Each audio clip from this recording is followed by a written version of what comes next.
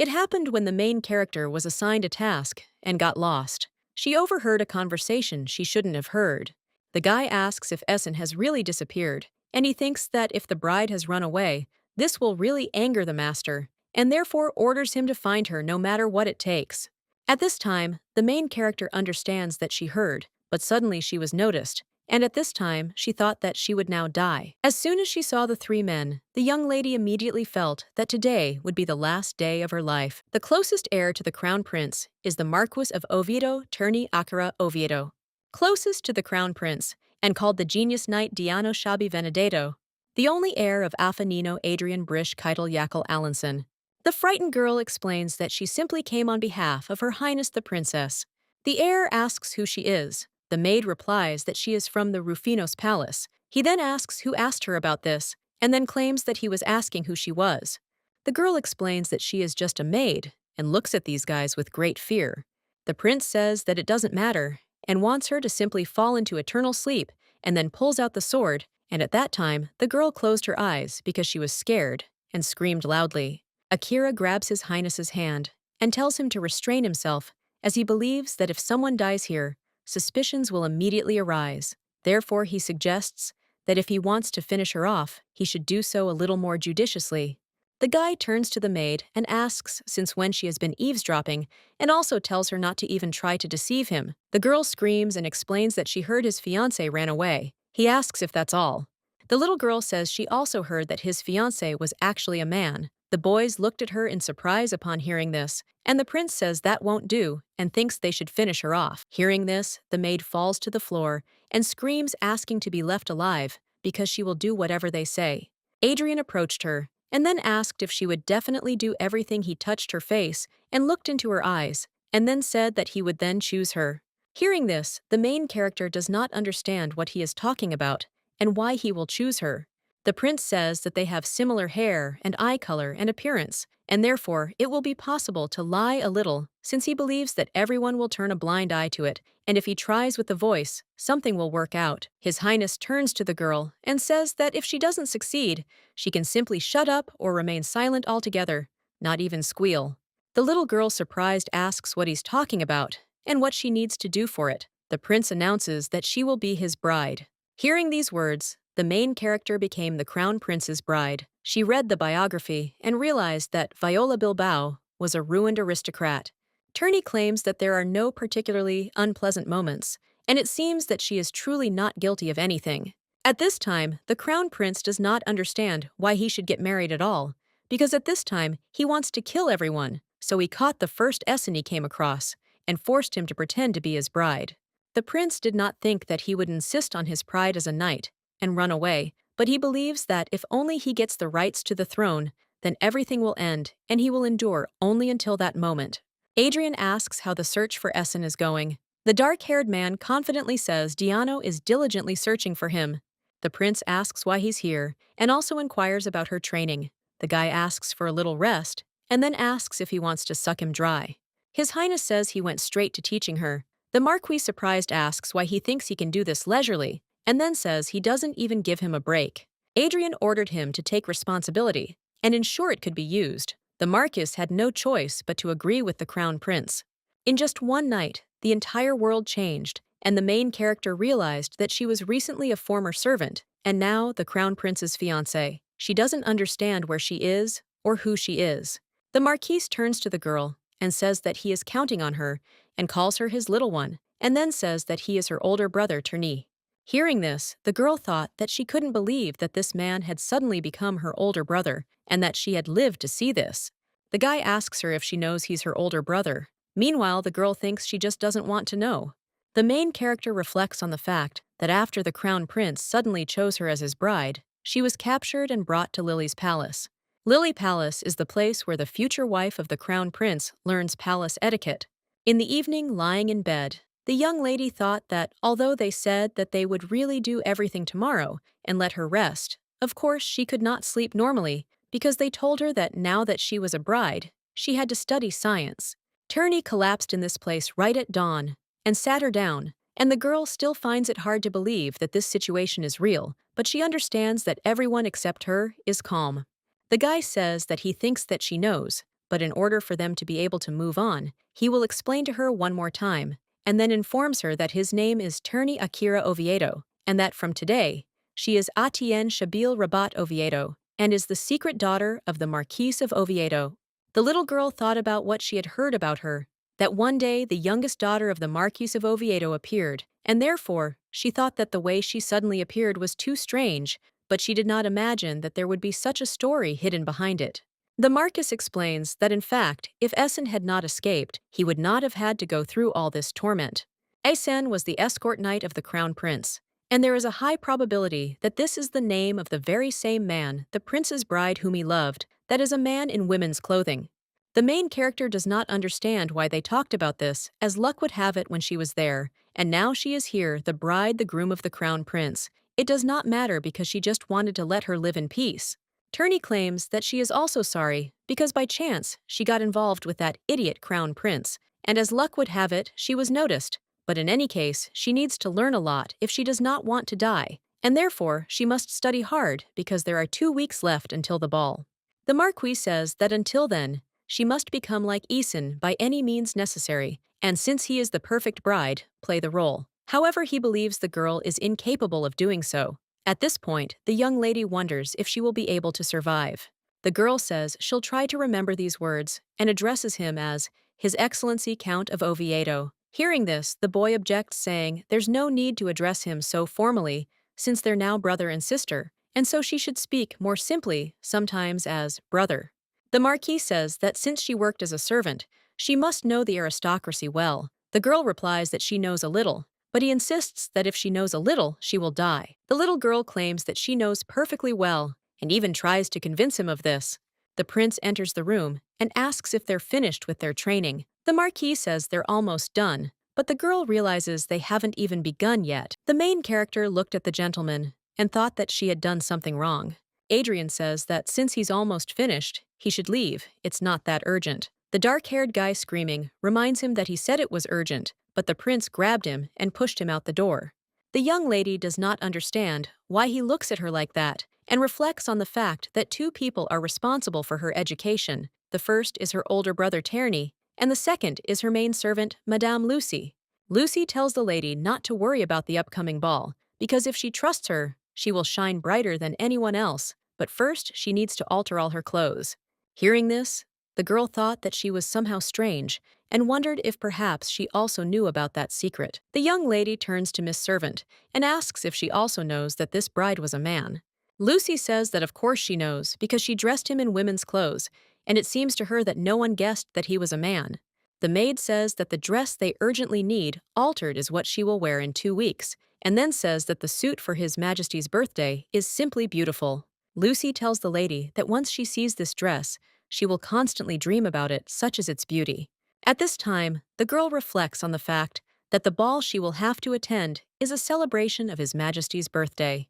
Madame says that Mr. Essen loved him very much, and she is also sad that he suddenly disappeared, and it is not surprising that the atmosphere between the 2 of them was so difficult, and then explains that she is talking about Mr. Essen and His Highness the Crown Prince, because they had a special relationship.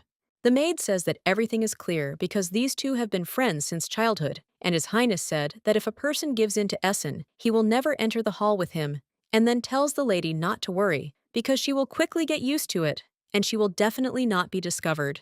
Lucy says that she has taken all the measurements and can proceed to the next one, and offers to find colors suitable for the new Lady Ati, Crown Prince Afenino Hadrian. As the only successor, he received a lot of praise and always heard from everyone that he would become emperor and that he was talented in all areas and was also recognized by society because he was the son of the empress. If rumors are to be believed, the prince turned out to be a truly ideal crown prince. However, he had one serious flaw that was not widely publicized. He had a simply disgusting personality. But how did rumors not spread about this? After all, such a terrible character cannot be hidden simply by wanting it, and besides, because the crown prince hated women, he constantly ignored matchmaking requests from other noble houses. Suddenly, a fateful partner appeared, Atienne Shabil Oviedo, a daughter who appeared out of nowhere in an Oviedo family that had always had only one fifth-generation descendant. It is not clear why, but society did not ask any questions about this. The main character understands that in any case, it turns out that the daughter was a man dressed as a woman, and she could not imagine this, but she does not understand why the bride ran away, and thinks that maybe he too could not stand his dirty character. Atienne reflects that this makes sense, and it seems she can even guess why. His Highness asks the young lady what she is thinking about, and at this time, the girl realized that she was too deeply immersed in her thoughts and explains that she simply briefly thought about something else. The prince asks her if she wants to die right now, and then draws his sword. Seeing this, the girl screams and explains that she was simply briefly lost in thought. Adrian believes that she really wants to tell everyone about her separation from this world, and the little girl screams and asks to be left alive because she was wrong. Turney turns to the gentleman and tells him to stop teasing her. Hearing this, the girl realizes he was just joking with her, but believes he'll get that sword soon. The prince asks the girl to repeat what he just said. At this point, she became confused and looked at Diano, but he looked away. The young lady thought he had behaved rudely. And then the lady turns to her brother and asks him to help her one more time, and then asks if this is how he plans to send his sister to another world. The prince asks if there's any answer yet, and the girl asks if he mentioned a date with her. Hearing this, His Highness declares it nonsense, while the girl thinks she's now a corpse. Adriano thought that even though he had already given her a chance several times, he then asks if she is stupid, and therefore thinks that there will be no use from her, and it seems to him that they will quickly be exposed. Turney thinks it's better than no one at all. Diano says he thinks she's perceptive. Hearing this, the prince asks if he is now speaking out against him. The pink-haired boy objects, asking how he could dare to disobey His Highness's order. At this point, the protagonist realized he was pretending to help, but it was no use, and he became even more enraged. She believes there are enemies on all sides, and she's certain these people are frustrated by their inability to finish her off. Turney asks His Highness if he will marry that girl. The prince, hearing this angrily, asks if he too wants to die. The young lady thought that they were talking about this, and they were wondering who this girl was, and it seemed to her that they would not tell her anything. The guy says that the princess is looking for this servant, and says that she sent her to the crown prince on an errand, but she did not return. Adrian reminds him that he told him to tell her she's dead. Turney asks who would believe that, and the prince tells him to do something appropriate. The Marquis says he's been tasked with something difficult again. Diano turns to His Highness and says that if he wants to finish her off, he'd better do it quickly and dispose of the body. At this time, the little girl thought that she needed to sew his mouth shut because she didn't understand how he dared to say whatever he wanted about someone else's life. The prince asks what kind of nonsense this is and wonders if he'll marry that crazy woman. Diano objects and explains that there are things you can say and things you can't, then asks how he could say something so terrible. The guy with pink hair says that he would rather die, but the prince objects and says that he doesn't need to die. At this time, the main character thought that she was jealous because she wanted to live, but he threatened to kill her. The young lady raises her hand and apologizes, then asks if he should have a bride. Until now, the crown prince has been able to withstand the pressure from his elders quite well, even without a bride. Rather, people were surprised by the kind of bride he suddenly brought. The little girl reflects on how she feels. He doesn't need to find a replacement, but the gentleman says there's a reason she should know this, and suggests she focus on her duties. The girl insists she will do so. Turney turns to His Highness and asks why he's acting this way toward her, since he thinks she might be interested. The guy explains that, in fact, Her Majesty the Empress wants the crown prince to marry as soon as possible, but although all this time he avoided marriage due to his young age, now he is already over 20 and needs to get married, and he has suffered a real collapse. The Marquis says that Her Majesty the Empress wants him to marry a lady, and that girl is very unusual. Adrian thinks that instead of making that crazy woman his wife, it would be better to destroy the empire altogether. At this point, the girl realized that it seemed he downright hated her.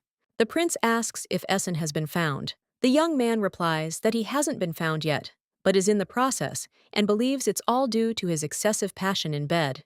Hearing this, the little girl was surprised, and said that she was just air, and suggested that they continue. His Highness says that he believes that the heir has been talking a lot lately, and then reports that the guy called the guard ran away, and he ran away on purpose so they can't figure out where he went. Diano suggests that maybe he went home, but the prince objects, and says that he already contacted him, and he did not come, and therefore he thinks that he needs to find him as soon as possible. The Marquis says in surprise that he has a replacement, and then asks if there is a need to look for him. Adrian asks if he is offering to believe in this, and orders that in any case, she should be made useful during these 2 weeks, since the celebration of the Empress's birthday should go without a hitch. Etienne apologizes and asks what will happen if it is revealed that she is a fake. His Highness replies that she will either die or be killed, and therefore suggests that she try. Turney turns to the girl and asks if they'll have a friendly brother-sister chat. Meanwhile, the main character is thinking about how they've only seen each other for a short time, and he's already calling them brother and sister, even though they don't share a drop of blood. The girl thought that she needed to get out of there as quickly as possible. The Marquis asks Ati if she's planning to run away. Hearing this, the girl thinks he's a seer, but then insists that of course not. The young lady asks what will happen if she tries to escape and is discovered. He replies that it's obvious her head will fly off. The guy explains that she must know it herself, but the inner palace of the imperial family has the strictest security, and besides it has been strengthened in the palaces of Lily and Fuensetia from Essen. Turney tells her that Adriana has no mercy, and that even the fact that she's alive is his amazing mercy. The little girl is surprised to hear this, and he explains that he's just saying that. The young man says that it is because he is her brother, and Ati remains alive, even if he bullies Adrian, and then he claims that this is not about her, and hopes that she will live a long time. That day, the main character completely lost her desire to run away because she was certain that whether intentional or not, Thorny hadn't lied to her. After that, she had to immerse herself in her studies for survival.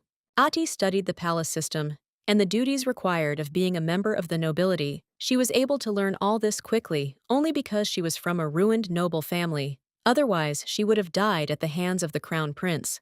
The girl believes that their classes were incredibly cruel, simply merciless, and yet she was glad, because the more she studied, the higher the likelihood that she would stay alive. The main character understood that she couldn't do this anymore, because she was losing all her strength, because of Madame Lucy's laughter, because she kept offering her different dresses, because each of them was more beautiful. Ati could no longer stand it, and asked when they would study, because she believed that whether the clothes were beautiful or not would not affect her life in any way, and she believed that she should study now. Lucia smiles and says everything is fine, because she feels the girl can handle it. The surprised woman asks how she can handle it if she knows nothing. Diano happened to be passing by at the time, curious about the lady's situation. He then opened the door and asked if everything was going well. Lucia replied that of course everything was perfect and excellent, and then smiled. At this time, the girl does not understand what could be ideal at all, and the young man claims that everything is wonderful, and then closes the door and leaves. Etienne thought that he was completely failing to fulfill his duties because he didn't understand that he shouldn't have checked whether their training was really going on. Several days have passed since Adi began studying to become the ideal future wife of the crown prince.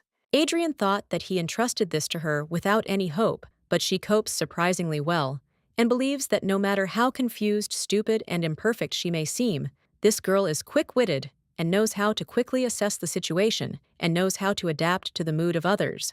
The prince reflects on the fact that, perhaps because her life is at stake, she learns quite quickly, and it is clear that she is trying only because of the desire to survive, but it turns out that she really is useful. Turney believes that it may be because originally from the nobility, Ati has excellent innate qualities. His Highness thought that they are not even real brother and sister, but he cares about her so much, calling her Ati, and then asks what other qualities, and also wonders if he is talking about the innate qualities of the crown prince's wife. The Marquis objects and explains that he is talking about his younger sister. Adrian thought that he could finish him off, but he thinks that it's not time yet, because if he kills him, he'll have to deal with a whole bunch of things. Turney says he's glad he has a sweet sister, because she listens to him well. Diano thinks it's because he threatens her.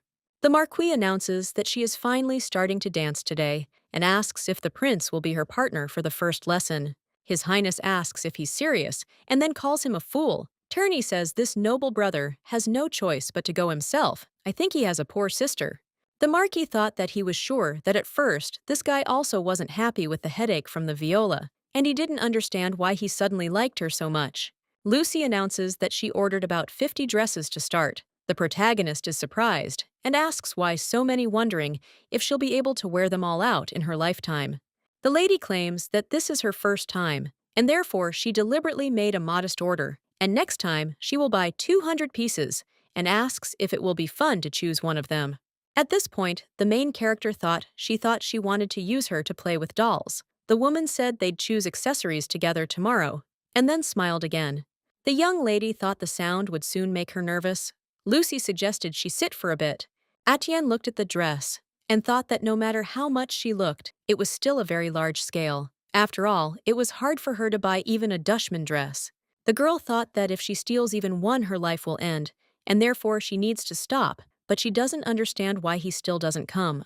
The young lady came closer to the door and heard a conversation about how Lady Gabriel was with the Empress, and it was probably because she wanted to marry His Highness. The main character knew that Gabriel was a lady from the Chancellor's famous family, and she wondered if she was the madwoman the prince was talking about. A maid asks her friend why His Highness hates Lady Gabriel so much, since he thinks she's so beautiful. Another maid asks if she knows about the rumor, and then reveals that His Highness loves men, and that's why he hates Lady Gabriel and the other ladies. The maid says that even if that's the case, there's still Lady Adienne to claim he loves men. The maid says there are rumors that Lady Adienne is actually just a cover. Hearing this, the main character thought she'd been exposed, and she pondered that this couldn't be true, wondering who had let them in. She realized the rumors circulating in the palace were completely nonsensical. Lucy brought a lot of books and tells the lady that now she will memorize them, and then says that these are the books that need to be studied today. The young lady looked at the book and thought that there were no pictures, and the letters were tiny, and even if she read them all day long, she would never be able to memorize them all. The lady informs that dance training will begin at 7 o'clock. Upon hearing this, the girl is surprised, but understands that she must do all this in order to survive and live. The prince asks how the maid is. Madame replies that His Highness should call her his bride. He agrees, and then asks how his bride is. Lucy replies that she is doing great, and then asks where he brought such a sweet and beautiful lady from, because she is not guilty and obeys her well, and perhaps in appearance, she is a little inferior to the Knight Essen, but because of this, it is more interesting to decorate her. The woman claims that this girl is simply charming if dressed properly, and from morning to evening, she diligently studies the rules of etiquette poetry, singing, dancing, playing instruments, history and philosophy, and she has many directions. Madame claims that it is not easy to never express reluctance and study so diligently. The prince turns to Diano and asks what he thinks of Atienne. He replies that he's not sure, but judging by how well she gets along with the people inside the palace, everything seems fine. Then he asks if he can observe a little longer. At this time, His Highness thought that he needed a little more time and became interested in whether it was possible to try to just leave her alone and whether it would be possible to survive the ball, which would take place very soon without incident. Adrian knew that if something went wrong, he'd immediately find himself married to that crazy woman. He asks if there's any news about Asenna. The boy asks how long he should do this. He replies until he becomes emperor. Asen, crying out, says he didn't become his knight for that reason. Adrian says he knows, even though he looks like he's his knight. The young man asks if he's ever seen a knight in a robe. The gentleman says he's the first, and therefore suggests it be an honor. Asen asks if he says this because he wants to die right now from his sword, and thinks that he died before he finishes him off, and then says that he has had enough, and throws off his women's clothes. The prince reflects on how he didn't think the guy would run away like that, and believes he should have dealt with him properly back then. He also suggests that it's all because of the Empress and that girl. Although society thought Adrian didn't like girls, that wasn't true. He disliked everyone. Perhaps because of those he grew up with since childhood, he doesn't even want to talk to anyone. Others chalked it up to his shyness, but those close to Hadrian knew the truth. The Empress was always dissatisfied with her son, who showed no interest in ladies. All his hatred for people arose because of that girl, but the Empress did not understand this at all, and suddenly gave an order saying that if Hadrian did not bring a bride within a week, she would marry him to her. Although the crown prince had many reasons for avoiding the girl, the most important was this: the 7-year-old girl, because Adrian didn't play with her, but was instead riding, hid his horse, which later died of starvation, and then she completely forgot about her. But despite the prince's questions, the girl answered very coldly, and after that, Adrian began to hate all people, including that girl. Due to his reluctance to marry her, Adrian immediately began holding balls throughout the week, but as expected, this was impossible, and the fateful week flew by. And Adrian, no longer knowing what to do, made a desperate decision. He dressed the Essen knight in women's clothing. Naturally, the latter refused to consent. The prince orders a message to be sent to capture Essen. A servant informs His Highness that Albert has arrived from Grace Palace. Hearing this, he realizes that this is the Empress's palace and asks for a message that he is not there.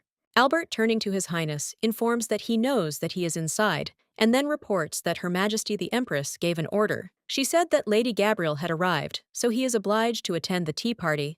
Turney greets her little sister and asks how much she studied. The girl replies, "Whatever it takes." The Marquis says that if she doesn't want to die suddenly, she needs to study hard. The young lady asks in surprise how someone can die suddenly. The guy explains that His Highness unfortunately couldn't come, and he's here instead. The main character says that, unfortunately, she's glad about this and thought it would be nice if those two disappeared from her life. Turney asks his sister why she's avoiding him and won't come closer. He asks if she's dirty, then starts whining and saying she's his only little sister and calls her a bad auntie. At this time, the young lady thought that she would not pay attention because she believed that he was behaving inappropriately. Lucy claps her hands and suggests they begin. The young man reminds her that she said he was dirty while holding his hand. Then the music started playing, and they began dancing. The Marquis claims she's quite a good dancer. Madame smiles and says she really does listen to him and also asks where he learned to dance. Etienne explains that it wasn't long before her family went bankrupt. Hearing this, Madame sighed heavily, while the girl thought that she didn't really care and that the situation actually felt more like a disaster. Turney tells the girl that everything is fine because their family will not go bankrupt under any circumstances and she is not alone. He took her hands, and the young lady thought that it would be better to be alone. Lucy suggests they end the dancing there. The young gentleman says he'll go and report back. At this time, the main character was surprised because she realized that they had finished dancing only once, and she was sure that they were simply too lazy to teach her. The Marquis asks his sister what she is doing, and then says that she should also go with them. He takes her hand and asks why he is dirty, since he washed his hands clean. Adrian thought he'd been deceived. The blue-haired lady turned to His Highness and said she'd missed him very, very much. The prince reflects that although he forced himself to come because of the Empress's order, he does not need to be here without her presence.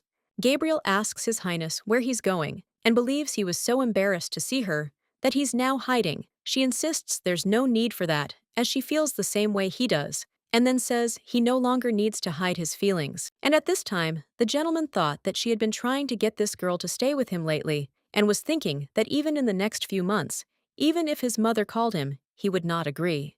The lady with blue hair claims that if he leaves like this, the Empress will be upset, and then says that Her Majesty told her to tell him something. Gabriel says that if he's not here when she arrives, he'll receive an incredible gift. The prince decides to wait. The girl says they haven't seen each other in a while and thinks he probably missed her so much he couldn't sleep. She claims she did too. The young man agrees. The lady tells him he doesn't have to say anything since she knows he missed her. However, he objects, and Gabriel points out that they say a strong denial means the opposite, and he asks if he missed her very much. Suddenly, Turney, Diano, and Etienne appeared. Seeing them, Gabriel couldn't understand the situation. To explain this meeting, we need to go back a bit. The Marquis turns to Hadrian and offers to listen, but he doesn't understand where he's gone. Diano explains that the girl has arrived. Hearing this, the black-haired man asks, crying out if she has arrived. He replies that Her Majesty told the Crown Prince that she invited the girl to tea. Turney turns to the main character and informs her that her time has come to attack. The Marquis greets Madame Lucy, and she asks in surprise if the young gentleman has finished his report. He insists that's not the problem now, and says the girl has appeared, and he believes it's finally time for their auntie to speak. Madame says she now understands what's going on, and since Madame Gabrielle has arrived, she believes Lady Etienne should go there too. She then explains to the girl that this lady is the Chancellor's famous daughter. The woman says that Lady Gabrielle is a daughter of the Nobel family, who is friends with the Valario family, relatives of the Empress on her mother's side, and thanks to this, all of Her Majesty's love goes to one person. Lucy thought she was a mediocre person, but at that moment, the girl thought she didn't think Madame liked Gabriel very much. She knew perfectly well that her family had a lot of money, and the Nobel family's business dealings were well known, even among commoners. The main character knows that, moreover, when her family went bankrupt, their at least somewhat valuable property passed to them, and she now realized that Gabriel was the daughter of that famous family. Lucy says that although her reputation is not so good, she is popular in noble society. Turney claims that everything is fine because their family is much better, and the woman says that she thinks it's time for them to get ready. Atienne, surprised, asks why. She replies that, of course, the lady must go to His Highness the Crown Prince. The girl asks why Madame explains that she is his fiancée, and of course, must take the prince away from Lady Gabrielle. Hearing this, the main character doesn't understand why she should. She doesn't need him, and she'd like to tell this lady to take him, but the woman tells her to get up quickly and consider this a rehearsal for the ball. Turney tells her sister that everything is fine because they are with her. Meanwhile, she thought about how her spirit had soared. Diana asks them to wait a minute, and then says she'll let it be hers since Essen always wore fata. The Marquise suggests they hurry, otherwise she'll get on his nerves. The main character looked at this girl and thought about what it means, and it is she, and thinks that she interfered with their time spent, and therefore it seems she is evaluating her, but does she not know herself that he and these two men saved her life? Diano reports that his sword is left alone on the parade ground, and he's most likely crying there alone. And Turney says he suddenly has an urgent matter to attend to, as he thinks he left the light on in his room. The main character thought that they were traitors because they left, and she felt very uncomfortable at that time. Gabriel turns to the lady and says they haven't seen each other for a long time. The prince informs her that she is his fiancée and is very busy. The Duchess informs that Her Majesty the Empress has officially invited her to dinner, and of course His Highness will also join her. The prince replies that he won't be there. Upon hearing this, the lady, surprised, says that since he's busy, there's nothing she can do, and she hopes to enjoy dinner next time. And then she realizes he didn't say he was busy. The Duchess turns to the maid and tells her that the tea has gone cold and orders a new one brought. She explains that this tea is only drunk with the Nabel family and that she prepared it especially for His Highness. When the maid brought tea and poured it for her, the mistress drank a little and then screaming asked who prepared this tea and ordered her to leave immediately. At this time, the main character does not understand what suddenly happened to her and why she is behaving this way, because she looks as if there are no problems, and the aroma is pleasant. Gabriel asks the maid if she made this tea, and then claims that these are not the tea leaves she was talking about, and asks if he can pull himself together, and then pours the tea on the maid. Ajin is surprised because she doesn't understand what's happening, and then asks what it is. The maid falls to her knees and begs for forgiveness. The Duchess tells her to do the right thing if she doesn't want her family kicked out. She claims that the maid's behavior has ruined her mood, and she wants to throw her cup. The young lady turns to her and tells her to stop, then grabs her hand. Gabriel, surprised, asks what she's saying. Adi says that she thinks this is too rude a solution to the problem because she understands that although the maid made a mistake, the mistress could have acted magnanimously. The Duchess asks if she means to say that she is not generous, and then asserts that she is her personal servant and asks if it is not up to her to decide what punishment she will suffer. The main character claims that she's not just a maid, but first and foremost a human being. Hearing this, the blue-haired lady asks in surprise what she just said, and the girl repeats that she said this maid isn't just a maid, but first and foremost a human being. Etienne explains that it's normal to scold maids, but turning a blind eye to little things is a sign of a true housewife's nobility. Gabriel asks the lady if she wants this maid to serve her, and therefore understands why she patronizes her. Ati explains to the lady that if she had dealt with her outside of her presence, she would not have taken part, but it seems that she forgot that His Highness the Crown Prince is here, and then asks if she thinks she is being rude. Hearing this, Adrian thought that she had said everything correctly and had spoken well, and he realized that this creature could also get angry. Gabrielle was different from others from childhood, and apparently she slapped the maids, but sometimes she simply forced them to wear their rags. Adrian didn't like that Gabrielle humiliated others, but she didn't touch him because the Crown Prince was used to this kind of thing. He was only worried about why this girl did this in front of him. His Highness suggests finishing for today, since it seems to him that there is already a result. He turns to Gabrielle and says that it seems that she is tired today, and therefore it would be better for her to return home. The lady with blue hair asks in surprise what he is talking about, and the gentleman says that he will convey this to his mother and therefore will accompany her to the exit of the palace.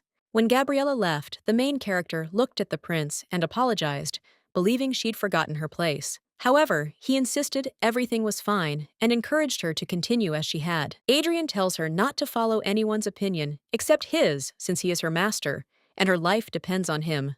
The butler informs His Highness that the Empress is calling him. He asks that she be told he has gone hunting. The man reports that the Empress conveyed that she already knows that he did not go hunting and is not involved in politics and does not practice fencing. The prince realizes that he has used these excuses very often. Since that day, the Empress summoned him countless times, but he always came up with something new. Diano screams and says that this is impossible because very soon His Highness intends to train with him in the art of the sword. And now they were just discussing this topic and will soon go to the parade ground, and therefore they sincerely feel sorry for the Empress, but he must fulfill his duties. The butler says he'll pass it on. Adrian turns to the boy and says he's a good boy. The pink-haired boy asks His Highness if he'll train with him. The prince replies that he won't train, and Diano, screaming, insists that he must do so because the Empress will be informed of this. Then he reminds her that they haven't fought for a whole week. Adrian hands him a paper and says that if he finishes it all in 30 minutes, he'll practice with him. The boy took the documents and thanked His Highness. At this time, the prince thought that he was an idiot because he wouldn't be able to do all this quickly. The main character watching His Highness's training thought about how she was caught and brought in right after the lesson ended, and she realized that he was still good with a sword and could chop off her head in one go. Turney, crying out, says he's sorry because he could have won and missed the chance by teasing him his whole life. The girl, surprised, asks if he's his assistant. Diano claims that he still can't lose, and all because he does it laughing, but he's in such a good mood, and it's hard to believe that he can feel it so close. Adrian asks the lady what she's doing there. However, E.T. remains silent, and the Marquis says she's smarter than she looks, which is why the lessons ended quickly. His Highness says he thinks they can check this later, then turns to the lady and suggests she try getting angry. However, she only shakes her head in response, not understanding what that even means. The prince asks if anything makes her uncomfortable, then insists that everything does, especially her. She protests, and he says he's glad because he doesn't need a disgruntled person. At this time, the main character thought that she didn't even know how many times her life had been at stake. Turney says that he had a very hard day today, and Diano agrees with him and says that he had the same, and then says that their crown prince is a very difficult person. The Marquis says that some people spend their entire days following orders, while others are lucky enough to train with a sword. Diano says that of course he loved to death how persistently His Highness attacked him, but today he was less interested and thinks that maybe it is because he is too good. The guy asks if he thinks he's just not very skilled. Hearing this, the main character thinks that Turn must be smart enough since she thinks he's crazy for saying that. The Marquis says that his cheeks are burning, and therefore suggests to his friend to leave here as soon as possible. Ati realized they were alone. Adrian asks if she's eaten yet, and she replies that she hasn't, so he suggests she go. Surprised, she asks where, and His Highness reports that he doesn't like the more ingenious ones either, and then they went to lunch. Sitting at the table, the girl feels uncomfortable, and the gentleman asks if her food is tasty. She objects and says that everything is very good, and he asks in surprise why she eats so slowly. Atienne explained that it was simply her first time trying such delicious food. The prince called the chef, and within minutes, a table of various dishes stood before the girl. The young lady wondered if this was some kind of care from the crown prince, and then bowed her head to him and wished him a pleasant meal. The servant turns to His Highness and then whispers something in his ear. The master says he understands and will come back later, and the servant says he will convey this to His Majesty. The prince turns to the girl and says that he will take her there, but at that time she was surprised because she thought that he would simply tell her to go. Atai apologizes and then asks His Highness if he doesn't need to go. He tells her she's right, and she asks, surprised, why. Adrian explains that he's afraid she'll run away. Lucy asks the lady what she thinks is on the schedule today. She replies that it's school as always, but the lady objects, saying it's a trip to Grace Palace. Hearing this, the main character was surprised, realizing it was the Empress's palace. She wondered if today was the day of her death, and if she'd known in advance, she would have slept a little longer. However, she believes she won't be able to breathe enough before her death. Etienne, surprised, asks if she absolutely must go. Madame asks why she should mention such obvious things when Her Majesty the Empress is waiting for her and therefore suggests she hurry. The girl asks Madame Lucy if His Highness the Crown Prince is also traveling with her, and at that moment, she thinks that, although he's useless, he thinks this is better than meeting the Empress alone. Lucy says that Her Majesty, the Empress of Secrets, invited only her mistress, and then claims it is a great honor. Meanwhile, the young lady thought she didn't need such an honor. Madam says that they are finally finished, and she is glad that she has such abilities, and then claims that the mistress is incredibly beautiful, and believes that this is all thanks to her golden hands. As the lady was leaving her room, she saw the prince, and he asked her where she was going. At that moment, the girl remembered that the empress had summoned her secretly, and she wondered if she could tell.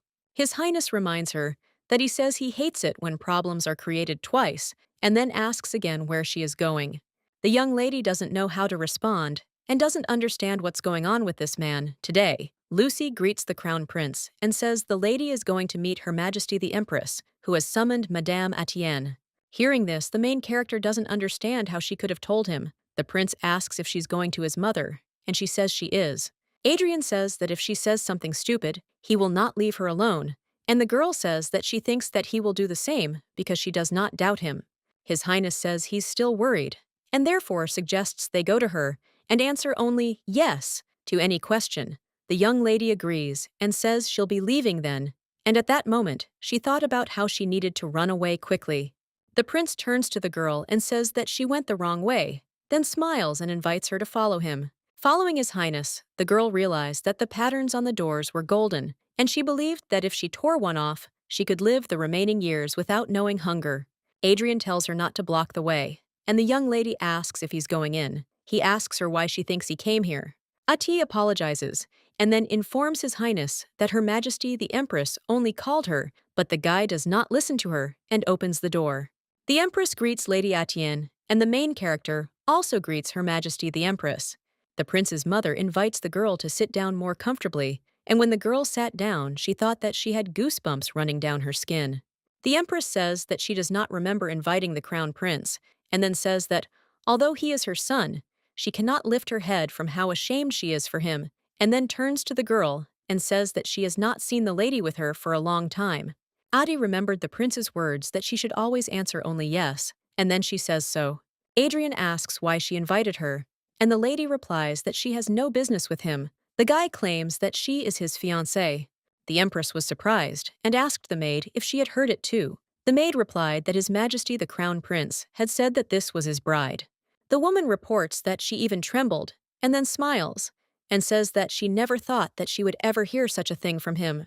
The prince says that if she has nothing to say, he will leave with her right now. Her Majesty says that she thinks it's time to get to the point, and then says that a few days ago, during Lady Gabrielle's visit, while she was briefly away on other matters, something happened, and asks if she could find out what it was.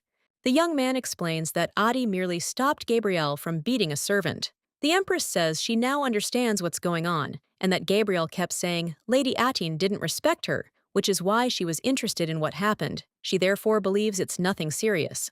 The Empress says that even though Gabrielle behaved rudely, she hopes that Lady Etienne will not be offended by her, since knowing this child, one can understand that she is kind. The main character agrees with her again, and at this time, she thought that she was wondering in what place she was kind. Her Highness says that it may be because she has cared for Gabrielle as her own daughter since her childhood, and she has become attached to her, and she will probably clash with her often, but she would like them to remain on good terms, as they are now. The Empress says that Adrian and Gabriel grew up together since childhood, so they will continue to see each other, and she hopes Lady Ati will understand. The girl agrees. The woman reports that embroidery has become popular lately, and at this time, the main character thinks that so much time has passed that she doesn't remember anything and doesn't understand whether she should answer yes to this. The girl reflects on the fact that she has been doing embroidery for so long that she no longer even remembers when it was just like her youth. The Empress said she would like to see her work someday, and asked the lady if she could expect it. The girl replied, "Of course," and at that moment, she thought she was finished.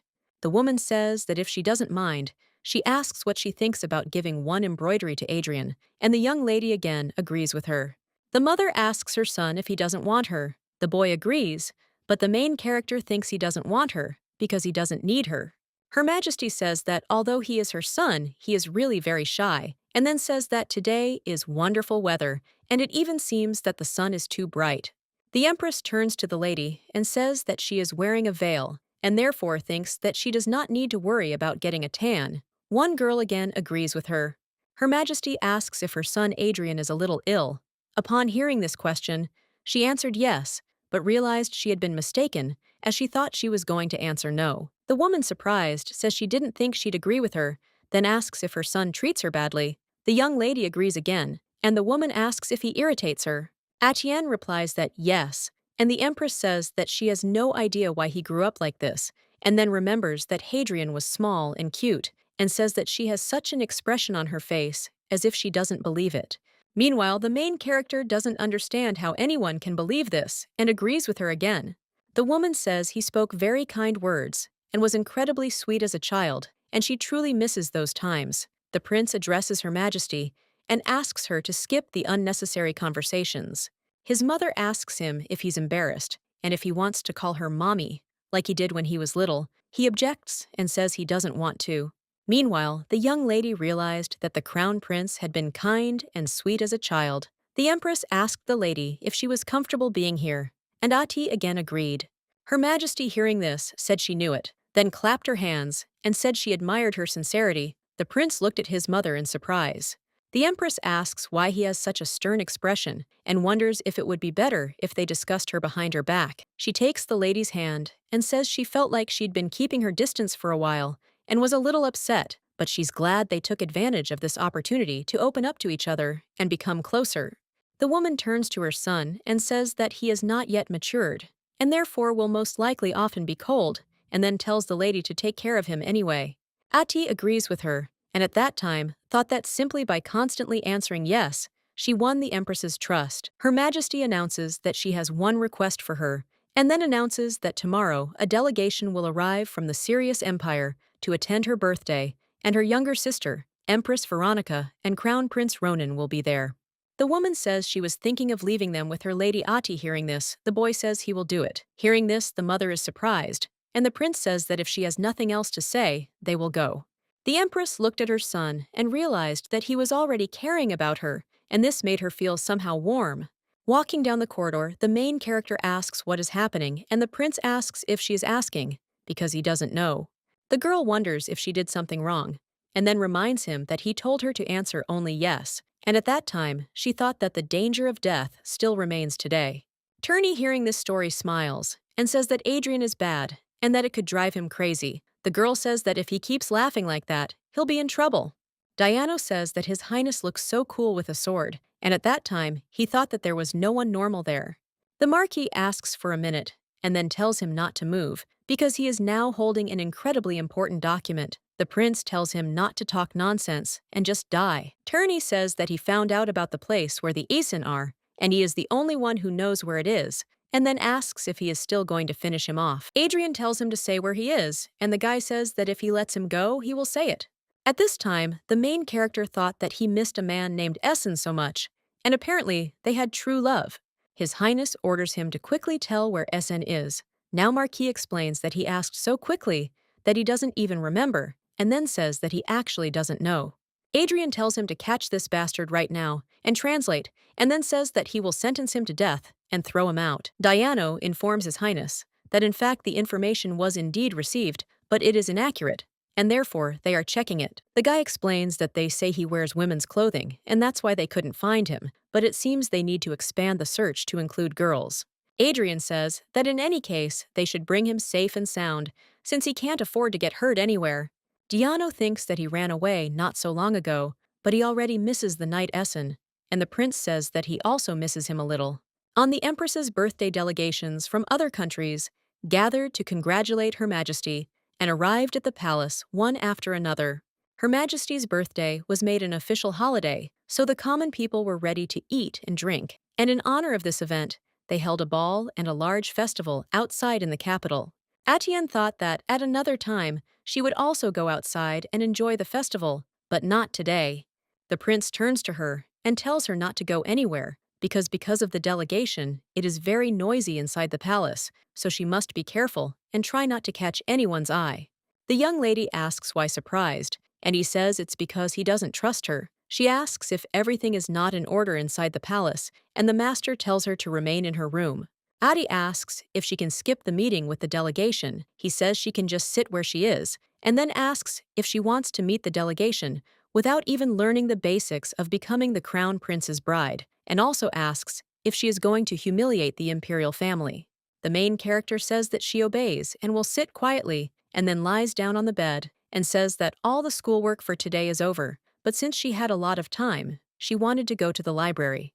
The girl thought that if she quietly went there, everything would be fine and no one would see her. Suddenly, the young lady saw Knight Diano and surprised asked what he was doing there. He replied that they were his family and usually lived on their lands, but because they were visiting the palace on the Empress's birthday, they had just greeted them.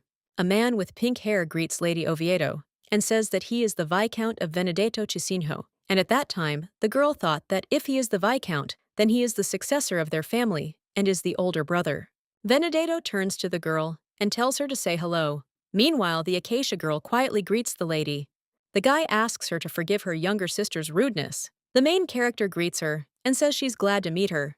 The young man gives the little girl a candy, and she thanks him, and at that moment, the main character thought that she would die from her cuteness.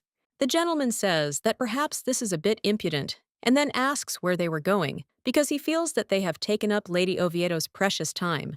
Atian explains that she was just going for a walk, and at that time, she thought that she couldn't say that she was going to study. The little girl turns to her brother and claims it's her candy, then asks why he's eating it. He replies that he thought she gave it to him to eat, and the girl explains that she just gave it to him briefly to say hello. The lady turns to the little girl and reassures her, then tells her that she has more candy and can eat it later. She tells Knight Diano not to take it or eat it. Ayen turned to the gentleman and suggested they continue their conversation, while she went, then took her leave. When the little girl waved, the lady thought the girl was very sweet.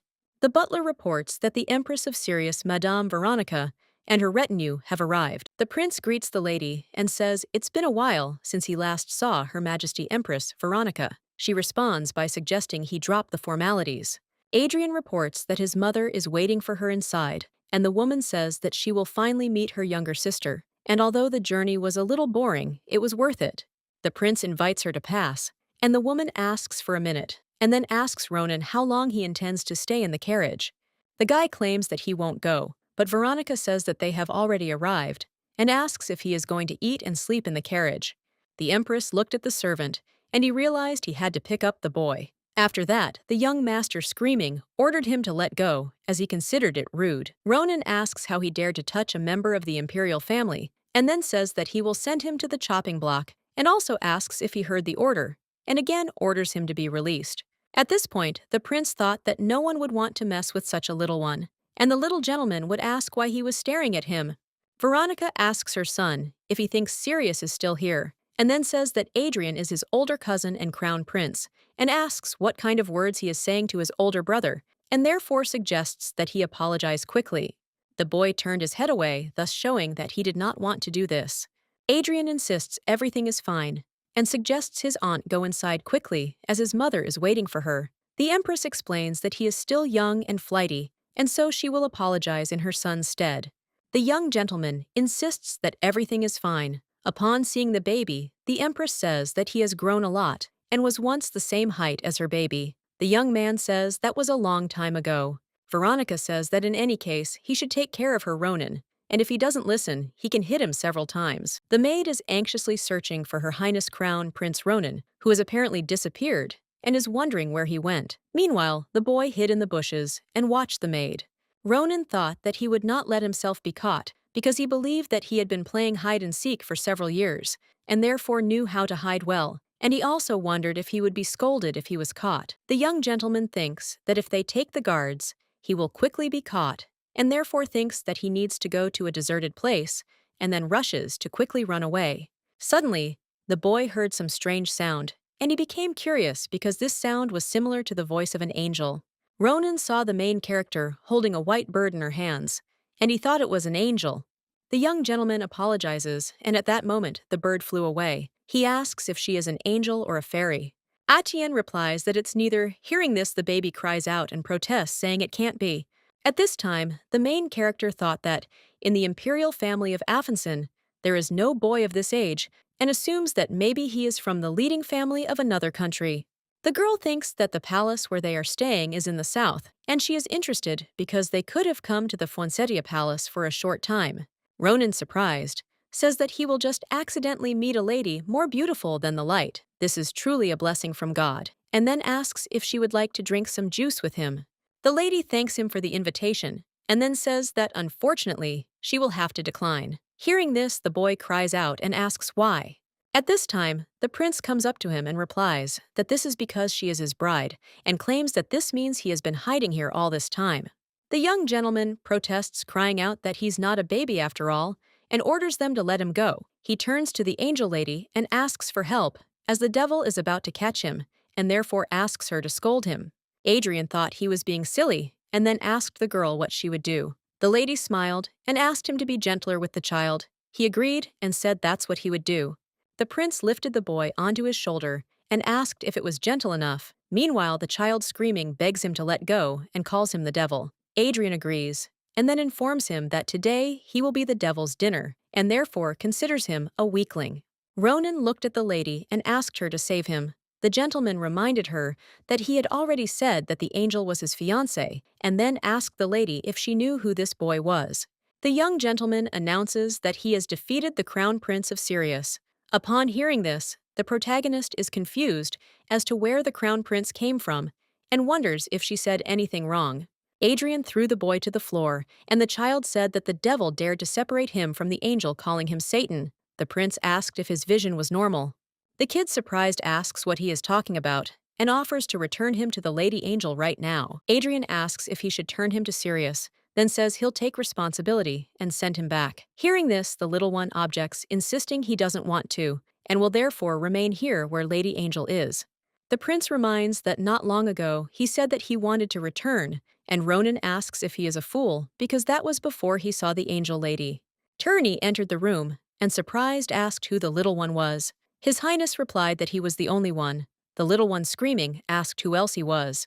The Marquis approached the prince and then quietly whispered in his ear that they had found out where Essen was, and then asked what they would do. His Majesty asked who knew about it, and he replied that only he did. His Highness tells him not to tell others, but to quietly catch him and bring him. A small reception to welcome their delegation from Sirius was held in the main hall of Florence Palace. Although it was a casual gathering among relatives for the imperial family, all the high-ranking aristocrats were present, and of course, Gabrielle was among them. As soon as Adrian heard she was there, he immediately took his viola with him. She asks if she can go. He insists she shouldn't think too seriously about it, since he doesn't expect anything from her, so he can leave after standing there calmly. Atienne asks in surprise if it won't be a little dangerous, and the prince explains that it doesn't matter, since it's a simple family party. When the main character saw a lot of people, she was surprised because he said that it was a simple party, but as it turned out, it was not like that at all. Adrian turns to Her Majesty the Empress and his aunt, and then asks for forgiveness for being late. He explains that it is simply because his bride is very shy. Meanwhile, the main character thought that if she moved the wrong way, it would be the end for her, and therefore she believed that she needed to pull herself together. Atienne apologizes for being late, and the Empress smiles and says that everything is fine, and then tells her sister that this child will become her daughter-in-law and asks if she is not graceful. At this time, Veronica thought that this girl was brought by a guy who seemed to be alone all his life, and then said that he thought they would become a wonderful married couple.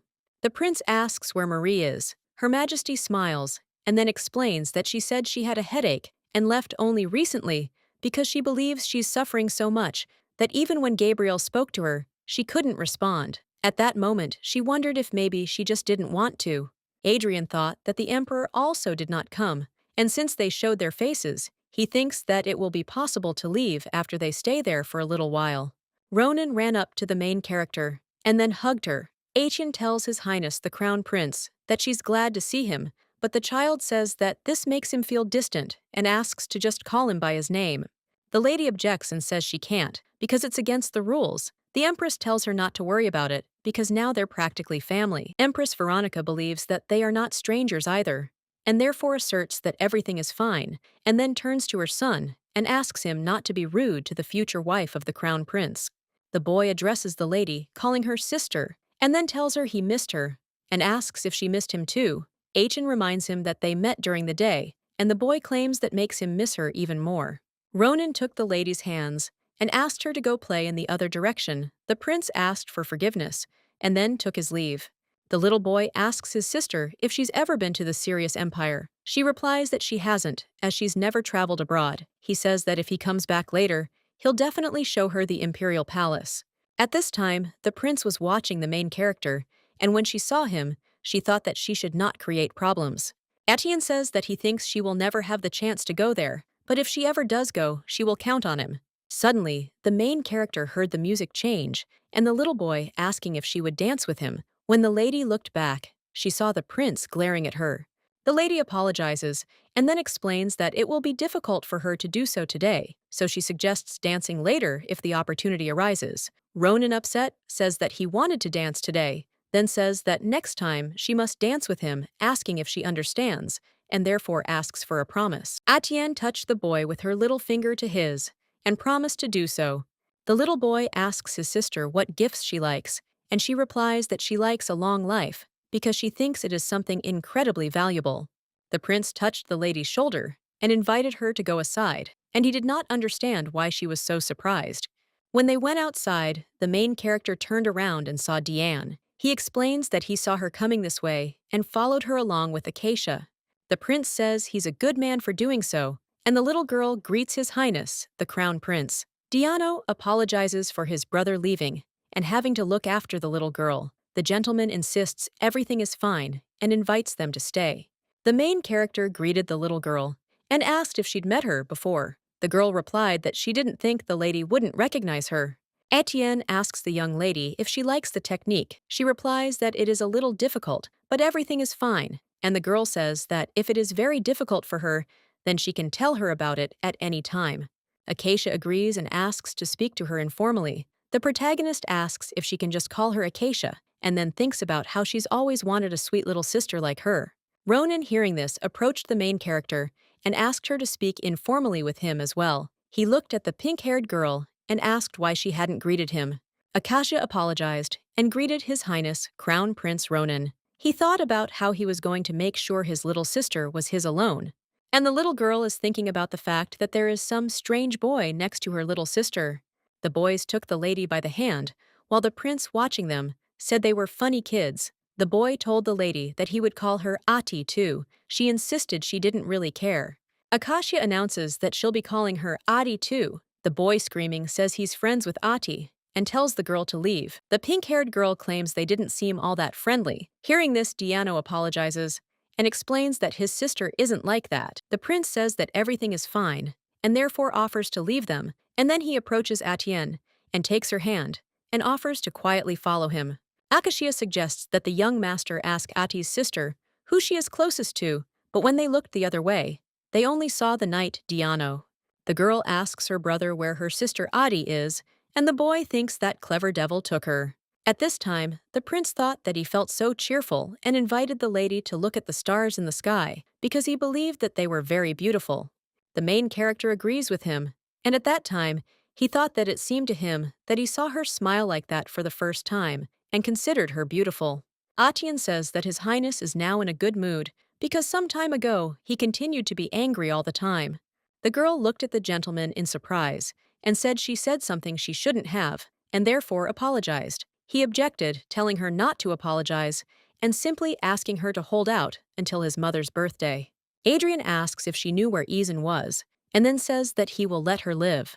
Lucy claims she's truly getting better every day. Hearing this, the protagonist, surprised, asks if it's true and reflects on how after hearing he'd let her live, she continued to persevere every day. Madame believes that she still has a long way to go and therefore suggests trying to smile a little more mysteriously. The young lady smiled and asked if this would be okay. The woman said it wasn't quite right yet and therefore suggested making it more mysterious and a little more elegant. Lucy says that she is very sorry because she thought that the girl would achieve success today and then offers to look at her because that is how one should smile. Etienne looked at the madam, and she does not understand how one can make such an expression on her face, and the woman claims that a skilled noble lady should be able to share her opinion with one smile, and therefore she needs a look that can recognize such a smile.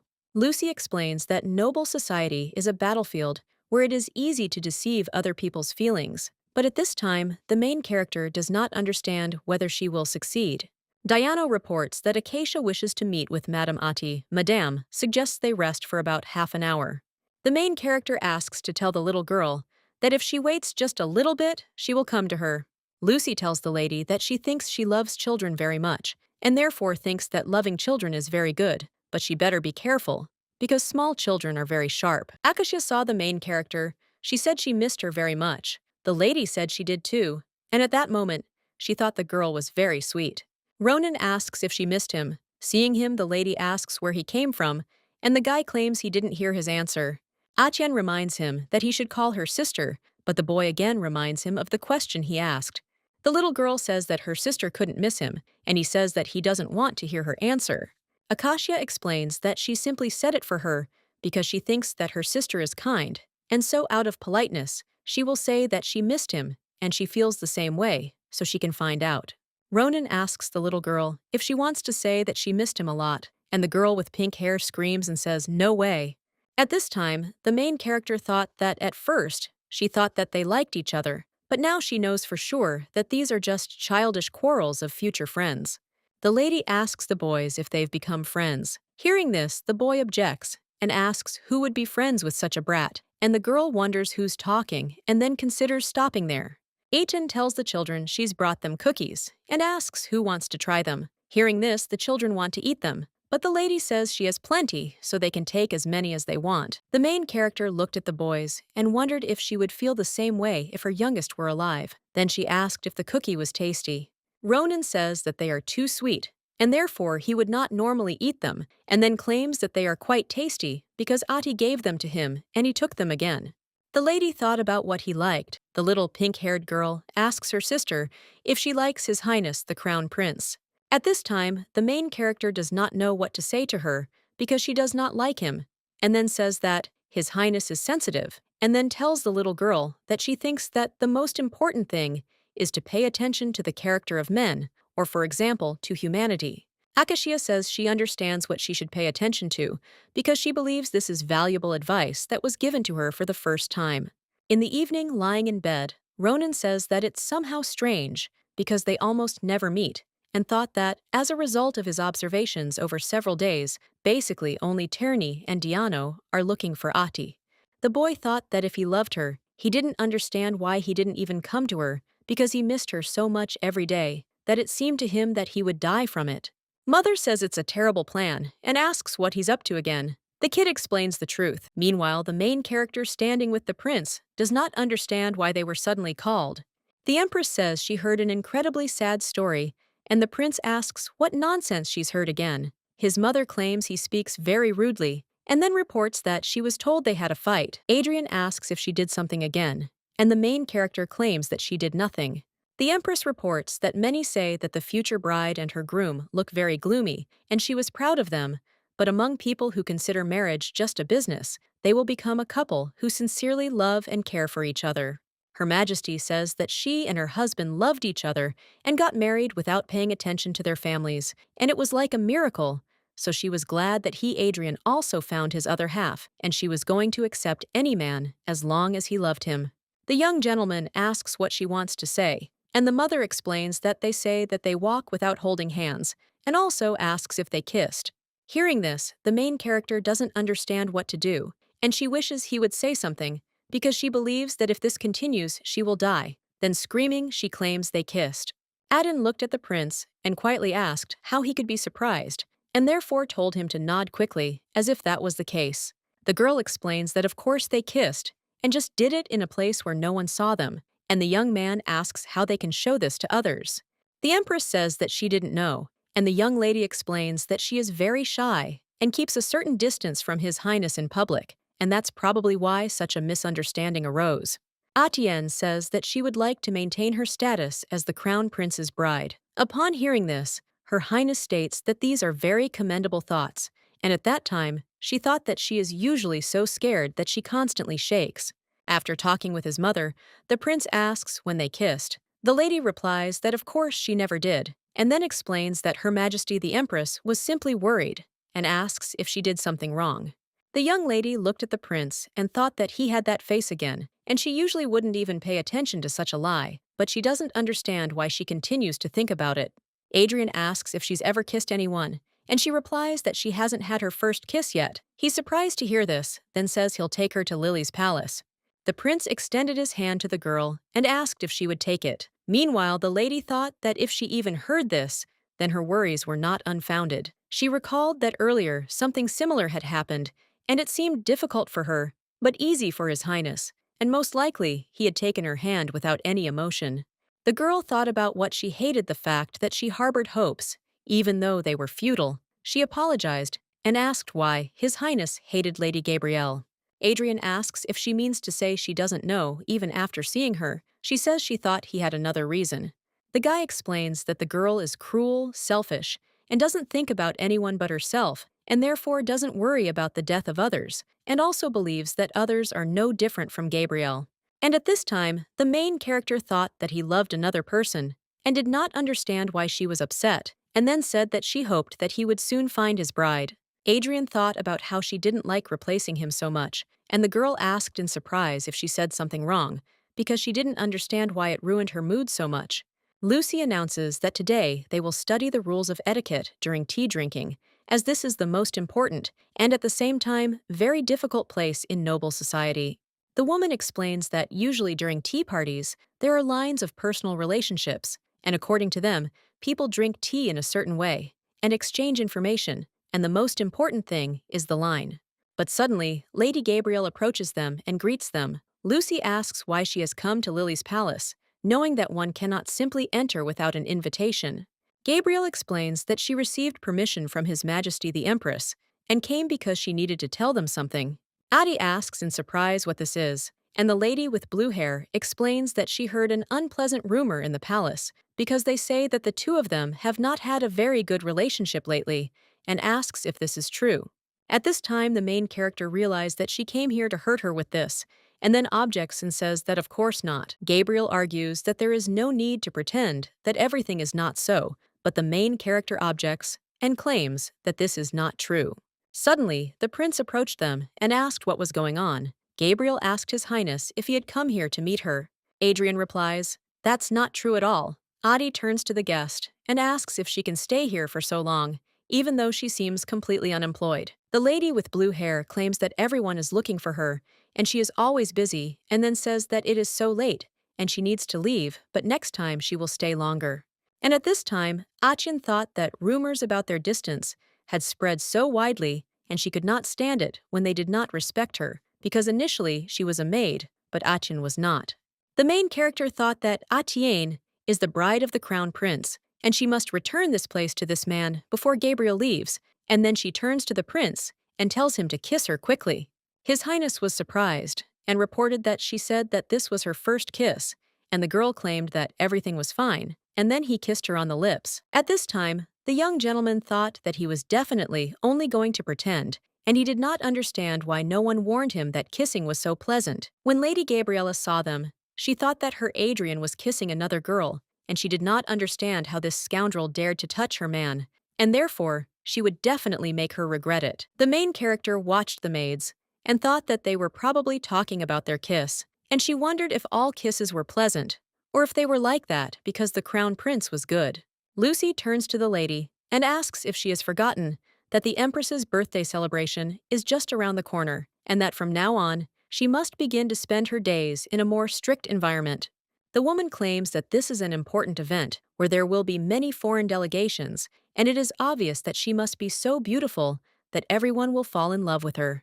Adi asks if such a thing is possible. Hearing this, Madame cries out, wondering what she's talking about, and asserts that, of course, it's possible.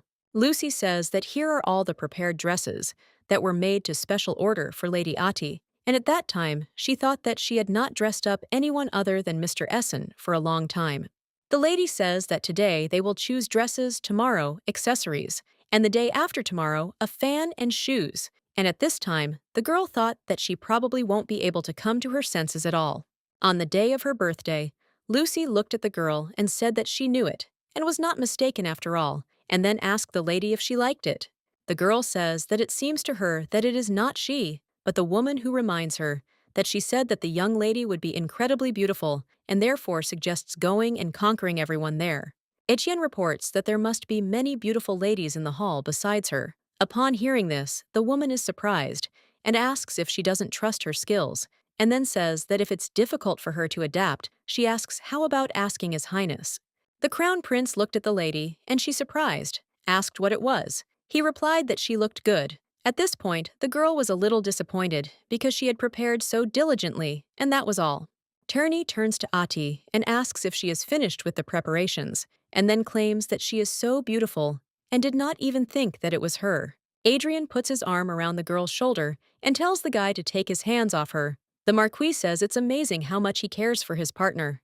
The gentleman tells him to stop spouting heresy and get out of his way. The guy says he's already left and wishes them a good time. At this time, the young lady thought that this day had finally come, and if she did well, she would live. The butler announces that the stars of the Empire, His Highness Crown Prince Adrian, and the future Crown Princess, His Highness's bride, Lady Oviedo, have arrived. The young gentleman took the girl by the hand and told her to go with him because everything would be fine, and she had diligently prepared for this. The main character looked at the man and thought that the most important person among those she had to deceive today was the Emperor of the Apennines, Karl Roman. The Empress suggests that they go through this since there is an empty place for them, and at that time, she thought that these two are as sweet as always, and then turns to the girl and claims that she is beautiful today. Ati thanks Her Majesty and thought about how the Empress only said a word, but such greatness was felt, and the Emperor only silently watched them, but then said that he saw them, and they could go and also let them marry as quickly as possible, as the Empress wishes. The main character reflects on how nervous she was, but is glad everything went smoothly. The prince says they're off, and the mother insists she doesn't know what happened between them, but they look much better than before. Atienne thanked him, and the Empress wished them a good time. At that moment, the girl thought about how she had survived, how she hadn't been exposed, and how she was still alive. The prince turns to the lady and suggests she try her best. The aunt turns to him and says they haven't seen each other for a long time, and asks if they had a good chew. Ronan turns to Ati and tells her to come dance with him. Hearing this, the girl is confused, and he insists that she promise to dance with him next time. Veronica turns to her son and asks if he will go with her somewhere, because they need to congratulate their sister on her birthday. And at this time, the main character thought that, in fact, she couldn't relax at all, and she was already so tired, but this was only the beginning. Suddenly, Ati saw Princess Marie approaching her brother and greeting them both. He suggested they drop the formalities and asked what had happened. The princess claims that her brother has been ignoring all her messages these days, but he objects and says that he hasn't ignored them. Maria reminds him that she asked him about the disappearance of one of her maids. Adrian, surprised, asks if they really have to talk about it here and now. The princess says that she will then visit the Poinsettia Palace later and hopes that he will honor her with his attention and wishes her sister a good evening. At this time, the main character thought that she did not understand, and the prince thought that if she understood, then he had to get rid of her. The girl reflects on the fact that she is on the edge of an abyss, and the only good thing is that while Adrian is next to her, people do not approach her, although they are whispering all around. Atienne overheard conversations about how she was taller and how the gentleman thought she was shorter than before. The young lady reflected on the fact that she had deliberately worn high heels and wondered if this was how they would find her out. The girl thinks about how she needs to continue to hold on like this, and the prince turns to her and tells her to look at the floor. Turney addresses Ati, and the prince tells her to pretend she doesn't know them. The young man approaches the lady and asks why she's avoiding him. The girl replies that it's because he walked straight through the center of the dance floor. However, the main character became curious about the man he had brought. The prince turned to the Marquis of Oviedo and said they hadn't seen each other for a long time.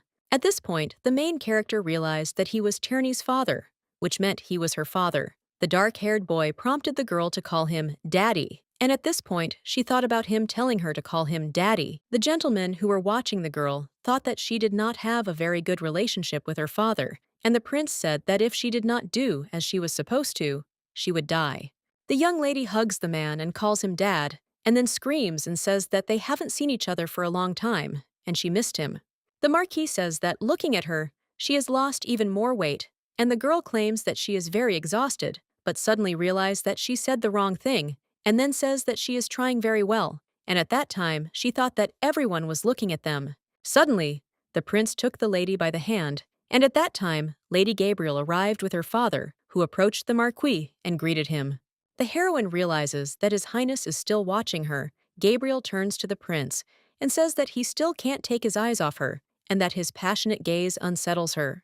The blue-haired lady turns to Mr. Turney and insists there's no point in looking at her like that, since she only has His Highness in her heart. Hearing this, the young man thought he couldn't believe she'd made the prince, and Turney looked so serious. Adrian tells the girl that he thinks her legs hurt because she stood for a long time, and then says that for the sake of his fiancée, they need to change places quickly, and thinks that, of course, this is right, and then turns to Mr. Chancellor and offers to see each other again next time. Diano turns to His Highness and claims that he has been looking for him for a long time, and the master says that he is just in time and asks him to make a dissatisfied face and rot all the watching people. At this time, the main character thought that it had become quieter, but suddenly she saw a girl with blue hair and realized that she had followed them here. Gabriella says that she also came to rest, and then turns to the lady and asks what gift she has prepared for the birthday of Her Majesty the Empress. Ati remembered Terney's words that their family would take care of the gift and give it on her behalf, and Adrian would also give them along with her, and therefore she didn't need to worry about anything, and everything would be fine. The young lady reports that this time she prepared together with His Highness the Crown Prince, and later planned to present the gift separately to the Empress. Gabriella says that no matter how rare her gift is, she is sure that it will be nothing compared to hers. And at this time, the prince watching the lady says that he has not seen Gabrielle making such a face for a long time. The blue-haired lady says there's nothing she can do, and since she's so interested, she'll have to tell. Meanwhile, the girl realizes she didn't say anything. The Duchess reports that the gift she has prepared is the work of the master Virgen, and it is a set of plates, and she must know that all his works have been sold, and they are difficult to obtain. Gabriella reports that Her Majesty has a hobby of collecting plates, and among them she especially loves the works of Virgin. And at this time, the main character thought that this was strange, because she was sure that she was seeing these plates for the first time, but she had the feeling that she had often seen them somewhere. The Duchess claims that obtaining these plates is nothing short of luck. Hearing this, the prince suggests that Ati ignore her. Gabriel addresses His Highness and tells her that she will be his partner in the future first dance. Meanwhile, he turns to the girl and asks if she will give him her first dance. And at this time, the main character looked at the lady with blue hair and thought that she would not cry. And Gabriella was told that he had taken such good care of her that she was afraid he would become jealous of the other ladies. Hearing this, the young lady couldn't understand what was going on in that duchess's head. The lady with blue hair claims that he who laughs last laughs best, and then left smiling. Adrian asks the girl if she laughed, and Ati replied that she didn't, and then music began to play in the hall, and the prince and the girl began to dance. The main character thought about how I didn't want to stand in the center, but everyone moved aside to give them room to dance. She realized she couldn't make a mistake. His Highness turns to the girl and suggests she relax a bit. Meanwhile, she thinks back to her first lessons, where she'd always step on her father and younger brother's toes. Suddenly, the lady realized that she had stepped on the prince's foot and considered herself stupid because she had danced perfectly during practice. Diano turns to His Highness and says that he just needed to report to him that Princess Marie had just returned to the palace and Her Majesty the Empress was still in her place. At this point, the main character thought they seemed to have forgotten that she had stepped on his foot a little earlier. Diano reports that Turney said he would go see the Marquis of Ephesus off. The prince turns to the lady and says that they will also go. Having heard this, she does not understand how it is possible to just up and leave.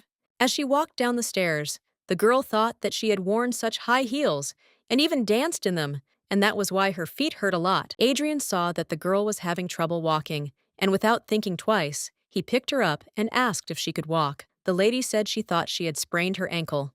And the gentleman thought that it was not surprising that she ran out of strength because of walking in such high heels, and thought that she was overtired.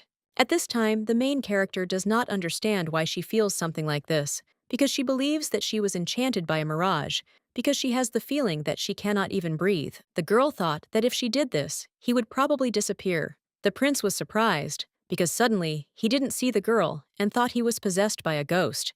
Atienne doesn't understand what's wrong with him, as he's been acting strangely, and thinks maybe he didn't like something today. However, he remembers that she tried very hard, and then turns to His Highness and says he thinks it's time for them to return. Hearing this, the prince thought that she was not feeling well, and then he took her in his arms and offered to go, but at that time the girl thought that she would die after all. Terry asks Diano what's wrong with His Highness, and if he knows, he replies that he has no idea and thinks it might be because of that ball. Then he wonders if it didn't end well, since Her Majesty the Empress and the other aristocrats said nothing, and no one could figure out it wasn't Esena. Diano asks the guy how the search for Essen is going. He replies that they've been looking for him, but all in vain, and every trace of him is a decoy. The gentleman with pink hair thinks that he is a neat little bastard, and he wonders if he is going to be on the run for the rest of his life, but he thinks that someday he will turn around. Turney says that, since they have finished all the work, he suggests leaving here. At this time, the prince is thinking about how strange he feels, and when he closes his eyes, he sees the moment the girl was captured in again, and he feels as if he's still standing in the same place. The young master doesn't understand what's wrong with him. The next morning, when the main character woke up, she didn't understand what she should do now. Lady Lucy enters the room and tells her mistress to get up quickly. The girl apologizes and asks when she will finish playing the bride, and the lady replies that of course, when Knight Asen returns, and then assures her that she can't wait for Knight Asen.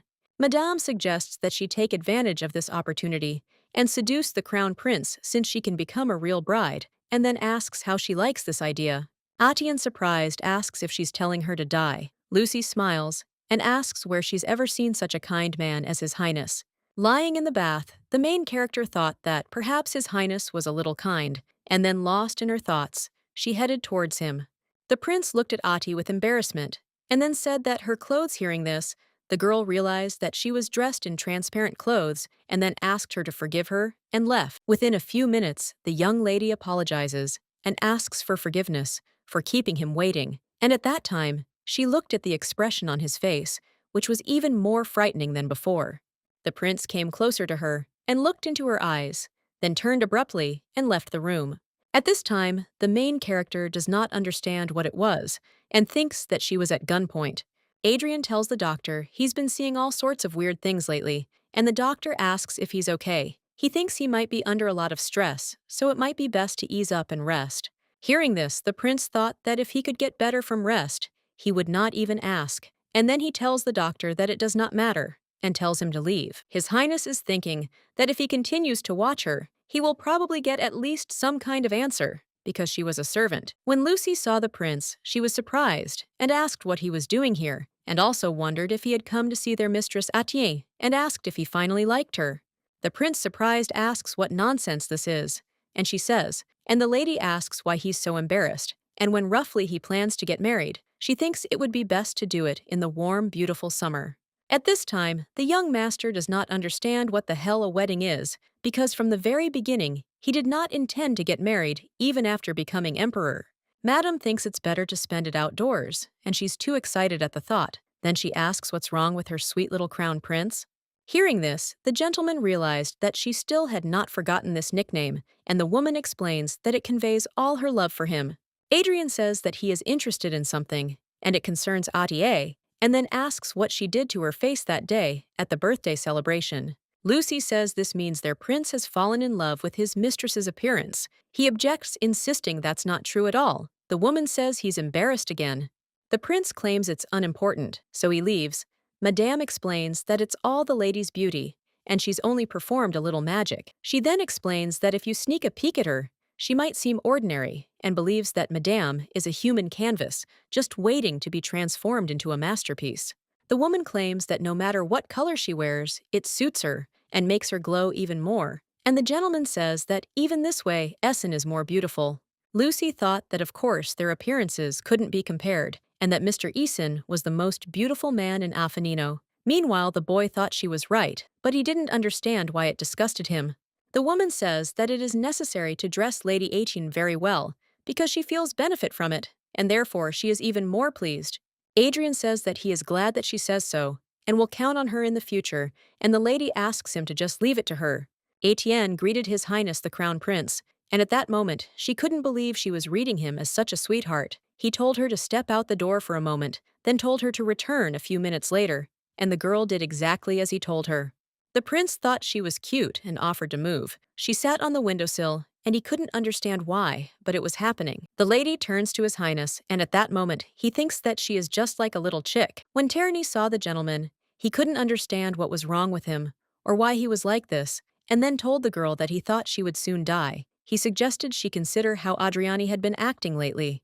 The frightened lady says that he suddenly came into the room and glared, and then stood in the grass and glared, and at each meeting he sighed deeply, and at that time, she thought that if he was somehow unhappy with her, then she could just say so because she does not understand why he only glares at her and leaves. Diano thinks the escape will happen, but finds it a bit odd. Turney says he's never seen that idiot act like that before, and he thinks there's no mistake. He's mad with rage. The Marquis asks how serious it is for him to behave like this for several days. The young lady suggests stopping, and then asks what she must do to survive. The guys simultaneously say that it is an escape after all, and she becomes interested in whether there is really another way. Turney says that he went and suggests that she try anyway. The main character thought that he was a bastard brother, and was sure that he just came to eat the local cookies. Achin wonders if she was right when she said it was close. She recalls Lucy saying, they always went to the backyard to visit the front yard, and she thinks if it doesn't take too long, everything will be fine. The main character does not understand where the garden is, because she walked straight as the madam told her, but she still did not see the garden. The girl thought about going up and asking for directions back, but suddenly, she saw the prince talking to the lady, and she hid and peeped, not understanding why there was such an atmosphere. The stranger says that she likes Mikhail, and at this time, the main character thought that she accidentally witnessed the confession, and therefore thinks that she just needs to quietly leave there. The lady asks why he doesn't answer, and asks him to accept her feelings. Ati looked at the gentleman, and thought she understood why the girl had fallen in love with him. Achin saw that this guy just looked in this direction, and she wondered why he was walking towards her. The lady screams and says she doesn't like him. Hearing this, the guy surprised asks what she's talking about. He thinks she misunderstood him, but he wonders if they can meet again and asks about it. Mikhail reports to the prince on the delegation's report. Adrian says the distance is very long, so he thinks they must have been exhausted traveling back and forth, but he thinks they did a good job. The gentleman thanks His Majesty, and the gentleman says that since he returned today, he could rest for a day and provide a report after that. Hearing this, Mikhail thought that he usually orders everyone to leave immediately after the conversation, and then says that it would be better for him to rest more peacefully after completing the work and thank His Majesty for his concern. The prince said he could go then. As the boy left, he thought about how, although this was a small change, he was observing his expression. After all, more than 5 months had passed since he left with the delegation to another country, and he didn't understand what had changed in that time. The young gentleman believes that if Gabriel finds out, she will obviously make a big fuss because she won't like it. Marie asks if this isn't love. The guy, surprised, asks what kind of nonsense she's talking about. Ati asks what kind of horse it is that made him turn into this, knowing that he always suffers when a horse appears that he wants to make his own. The princess asks what she is like this time, and is he really talking about the horse popter that he wanted to take with him, but it died. Hearing this, the prince thought that he had behaved similarly when he wanted a horse. The lady wondered if there was anything besides horses that he could treat this way.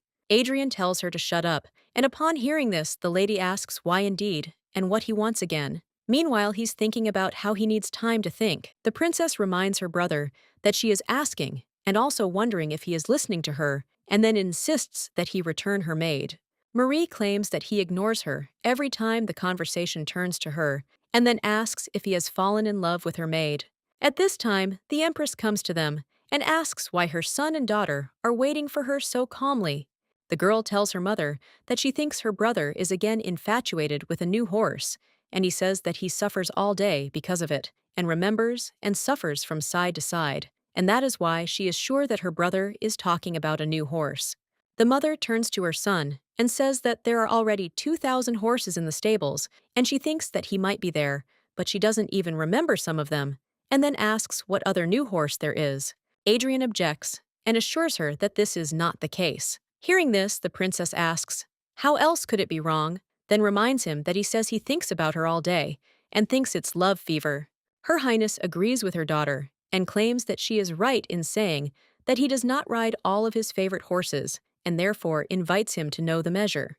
The prince insists this isn't true, and then announces that he'll be leaving first. The Empress asks if he's really suffering that much and suggests that he must have truly found a horse he likes. Adrian thought that all this happened because of Essen's escape and understands that if he returns, the strange phenomenon will disappear, and therefore he must definitely catch him. At this time, the main character thought that today she was able to reach the garden, but she got lost inside it because no matter how much she walked, she always ends up in the same place, and therefore thinks that it would be good to meet at least someone. Suddenly, the girl saw a man's silhouette and asked him to show her the way back. When she got closer, she realized it was the man from yesterday, as she was worried he would notice she was an Etienne. The main character thought that she simply had to go back the way she came. The young lady saw the guy and thought that she was going in the opposite direction, but somehow realized that it was not here, and then she started running, but suddenly stumbled. The gentleman caught the girl just in time and asked if she was okay. Ati thanked him and assured him that everything was fine, but then realized the veil was gone and wondered where it had fallen. Atian suggests that maybe everything will be okay, since he doesn't yet know that she is the crown prince's fiancée. The girl asks if she can ask him for directions back. The gentleman asks where she's going. The lady explains that she wants to go to Lily's palace. Mikhail said he would take her there. A few minutes later, the girl saw a familiar road and realized she was now safe, then thanked him for taking her there. The master tells her she can call him Mikhail, but suddenly the maid calls her mistress and asks where she disappeared to so suddenly. The gentleman says they'll see each other again and then leaves. At this point, the protagonist thinks they'll have no more reasons to meet, and so she thinks it probably doesn't matter. Turney asks his sister if anything is bothering her. She replies that she wants to personally present a gift to Her Majesty the Empress and asks if she would like it if she gave her a plate. Hearing this, the guy tells her not to even think about doing this because Her Majesty has incredibly high standards and believes that everything will be useless unless she is at the level of Master Virgen. And you insist there's no need to worry about that. Turney, surprised, asks what kind of self-confidence she has. The girl says she needs to leave the castle for a while and asks if he thinks His Majesty will allow it. He replies that he doesn't think so. And the lady at this time thought that most likely yes, she needed to find a gift to give to the Empress. The Marquise turns to the girl and tells her to raise her head, then asks who she thinks he is. Leia thinks he's a fool. And Turney says that he is her brother, who will take responsibility and take her outside, and then suggests that they get ready quickly. Ati looked into the courtyard where the carriage was and asked if it was possible to go that far. The guy replied that of course, which meant of course it wasn't possible. The protagonist says she's not joking because she believes Adrian might kill her. Then she says that as soon as he returns, she'll immediately kneel and beg for forgiveness. Hearing this, the boy, surprised, asks her if she has any pride. She quickly replies that she doesn't. He says he does too, and so suggests they pray together. Atian knows that they have already left the castle and understands that there is nothing to be done now, and therefore she must finish as soon as possible and return. The girl showed them the house and said it was here. The young gentleman, surprised, said it was the land of the renown and the residence of commoners, and then asked why they had come here. She replied that she had business here. Turney asks if they've come to buy a gift for Her Majesty the Empress. She suggests they follow her first. The Marquise came to the door and asked if this was a barn, and he did not understand whether it was possible to live there. The lady knocks on the door and he says he thinks no one lives there. The main character objects, and at that moment, she thinks that he should probably be awake by now. The guy asks if there is any point in knocking on the door like that, and then says that her brother will show her an incredible way to knock. Suddenly, the door opens, and a bald man screams, asking what the hell kind of scum is banging on the front door of someone else's house in broad daylight. At this point, the girl looked at him and recognized him as Uncle Helmer. Then he invited them into the house. The main character tells her uncle that they haven't seen each other for a long time, and then asks if he continues to drink a lot. The man says that his neighbor Hans constantly whines about how he has no one to drink with, and therefore thinks that he did something wrong.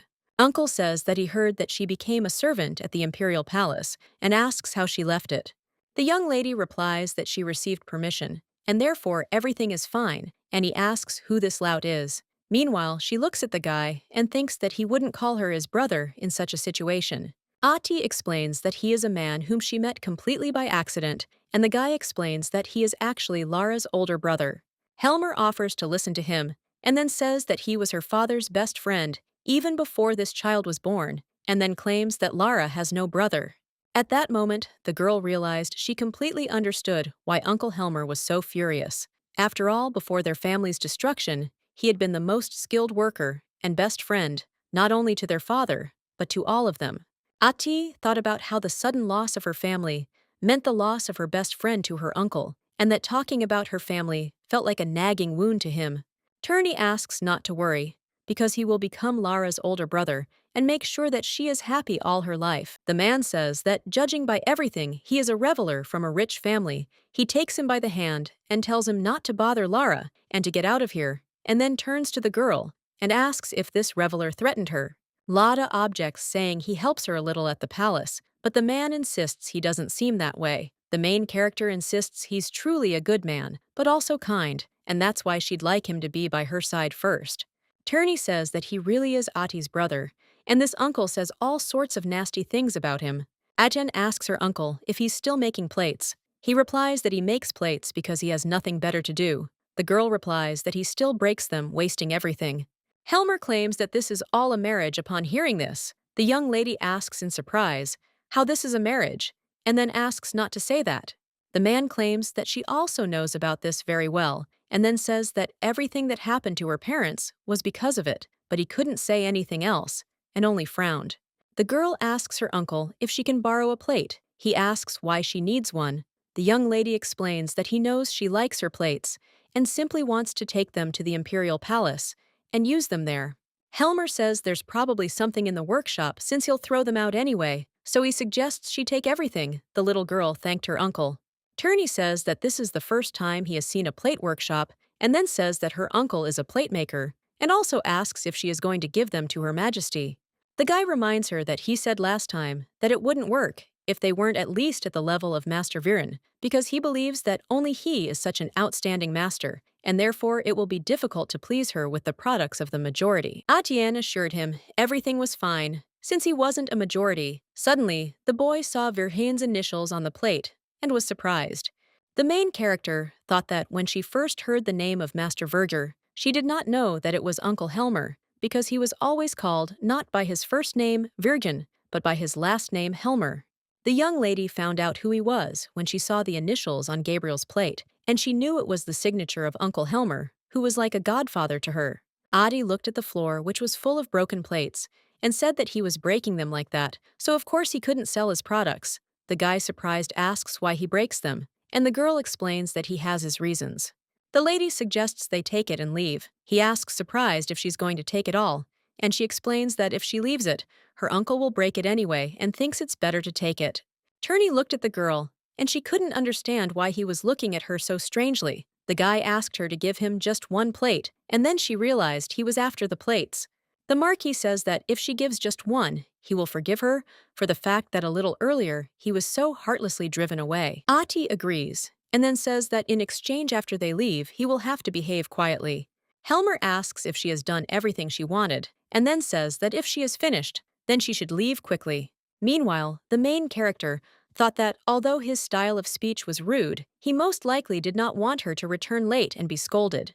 Atienne tells her uncle that his works are not defective, and that she was left alone not through his fault, and therefore she will be happy if he continues to create beautiful plates as before. The girl says that she is already leaving and asks him to drink less, and he tells her not to go too far, and then says that if it becomes too hard for her and she has nowhere to go, then he is always here and believes that he can feed her alone. Ati thanked her uncle for the fact that she could count on him at any time, since he was the only one she could turn to. Meanwhile, at the training grounds, the prince wondered where Atienne had gone. He asked Diano where Terney was. The pink-haired man asks His Highness if he thinks Terney has gone to Lady Atienne. The gentleman replies that neither of them are there, and then asks if he knows anything. Diano reports that lately they have only looked at Lady Atienne and left, and she asked them for advice on this matter, and they gave it to her. Adrian, surprised, asks what they said. The guy explains that they said it would be better for her to plan her escape. Meanwhile, he looked at His Majesty and thought that he seemed to have a slightly crazy look in his eyes.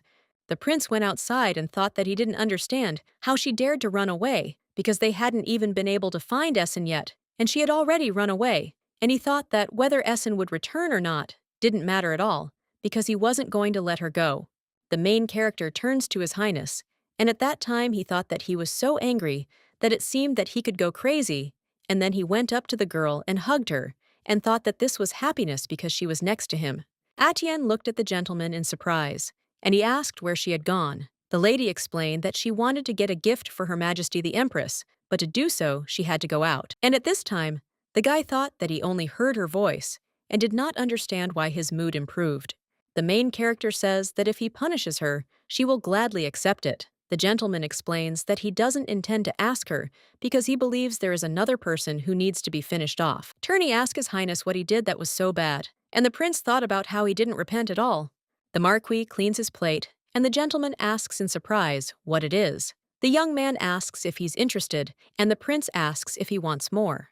Turney explains that his ATI gave it to him, and only him. Hearing this, the prince thought about how this idiot stole his first exit from the palace with the ATI, and even received a gift while he still hadn't received anything at all.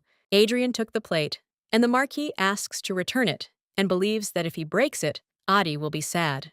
The prince announces that he will confiscate it, and upon hearing this, the guy is surprised, and claims that this is too much. The gentleman asks what they both said to her. Turney explains that he was really weird back then, and would go to her Ati every day, and say nothing, just stare at her, and then suddenly start screaming and run out. The guy asks if a normal person behaves like that. Adrian, surprised, asks if he really seemed that way, and asks if he looked crazy. Diano agrees with him, and at this time, the prince thought that now it was the end for him, and asked what they thought he should do, so that she would not be afraid of him.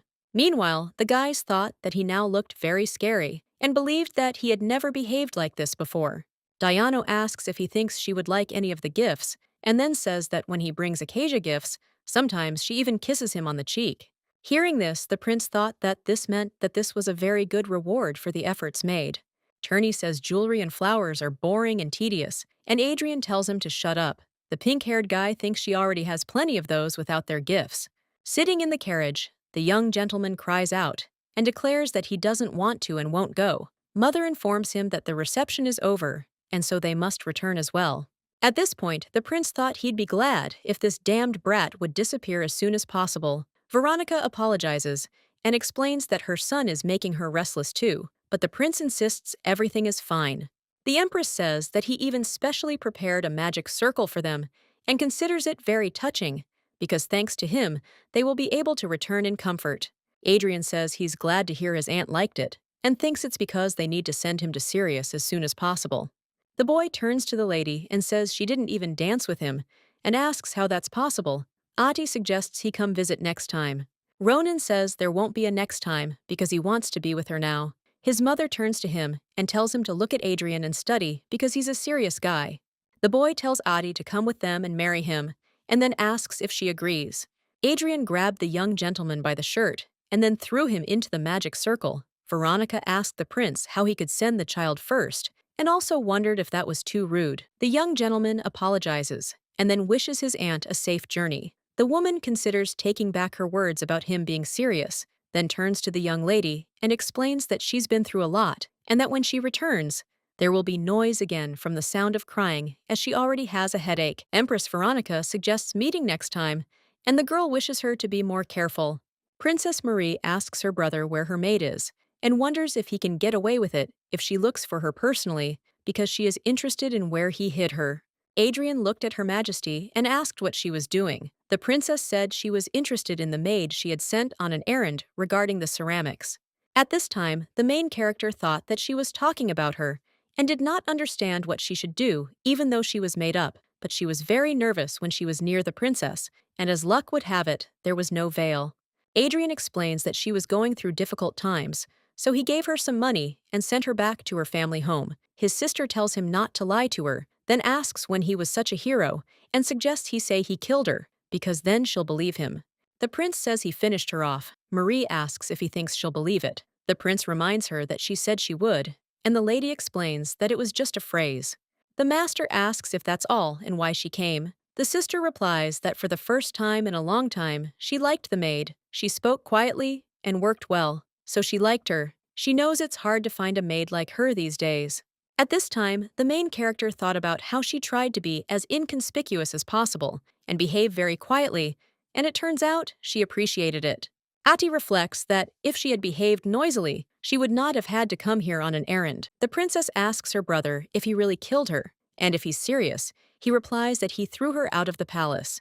Maria wonders why he arbitrarily dismissed her maid and asks if he is the king. Her brother says she broke his dishes, and the princess asks if he couldn't have told her from the start that he dismissed her because of that. The princess asks what kind of character she is, and then claims that there is not a single normal person in this house, and that everyone here is abnormal except her. Adrian claims that he is the most normal one, but sister says that it doesn't matter because he doesn't understand the words, and then turns to the girl and asks if she also hasn't seen her. Hearing this, the main character doesn't understand what to do, since she hasn't covered her face yet. The princess explains that she sent a very sweet servant here and asks if she's seen her, since it seems she exudes such a gentle feeling. Adi replies that she didn't see it, and Marie tells the girl that her face is real, while the main character thinks that she caught it, and therefore will say goodbye to this world. The princess says that she is truly beautiful, but at that time, the young lady thought that she couldn't even recognize her face, and didn't understand why she was looking so hard. Adrian looked at the girl and told her to do it right. Meanwhile, Adi thought that everything was fine, since she didn't recognize her, so she didn't have to worry. The princess turns to the girl and claims that she is so beautiful, and then asks why she has been covering her face until now. Etienne looked at the prince and thought that he wanted her to answer herself, and then said that His Highness told her not to show him to other people because he wanted to look at her alone, and also wanted to lock her up and admire her alone.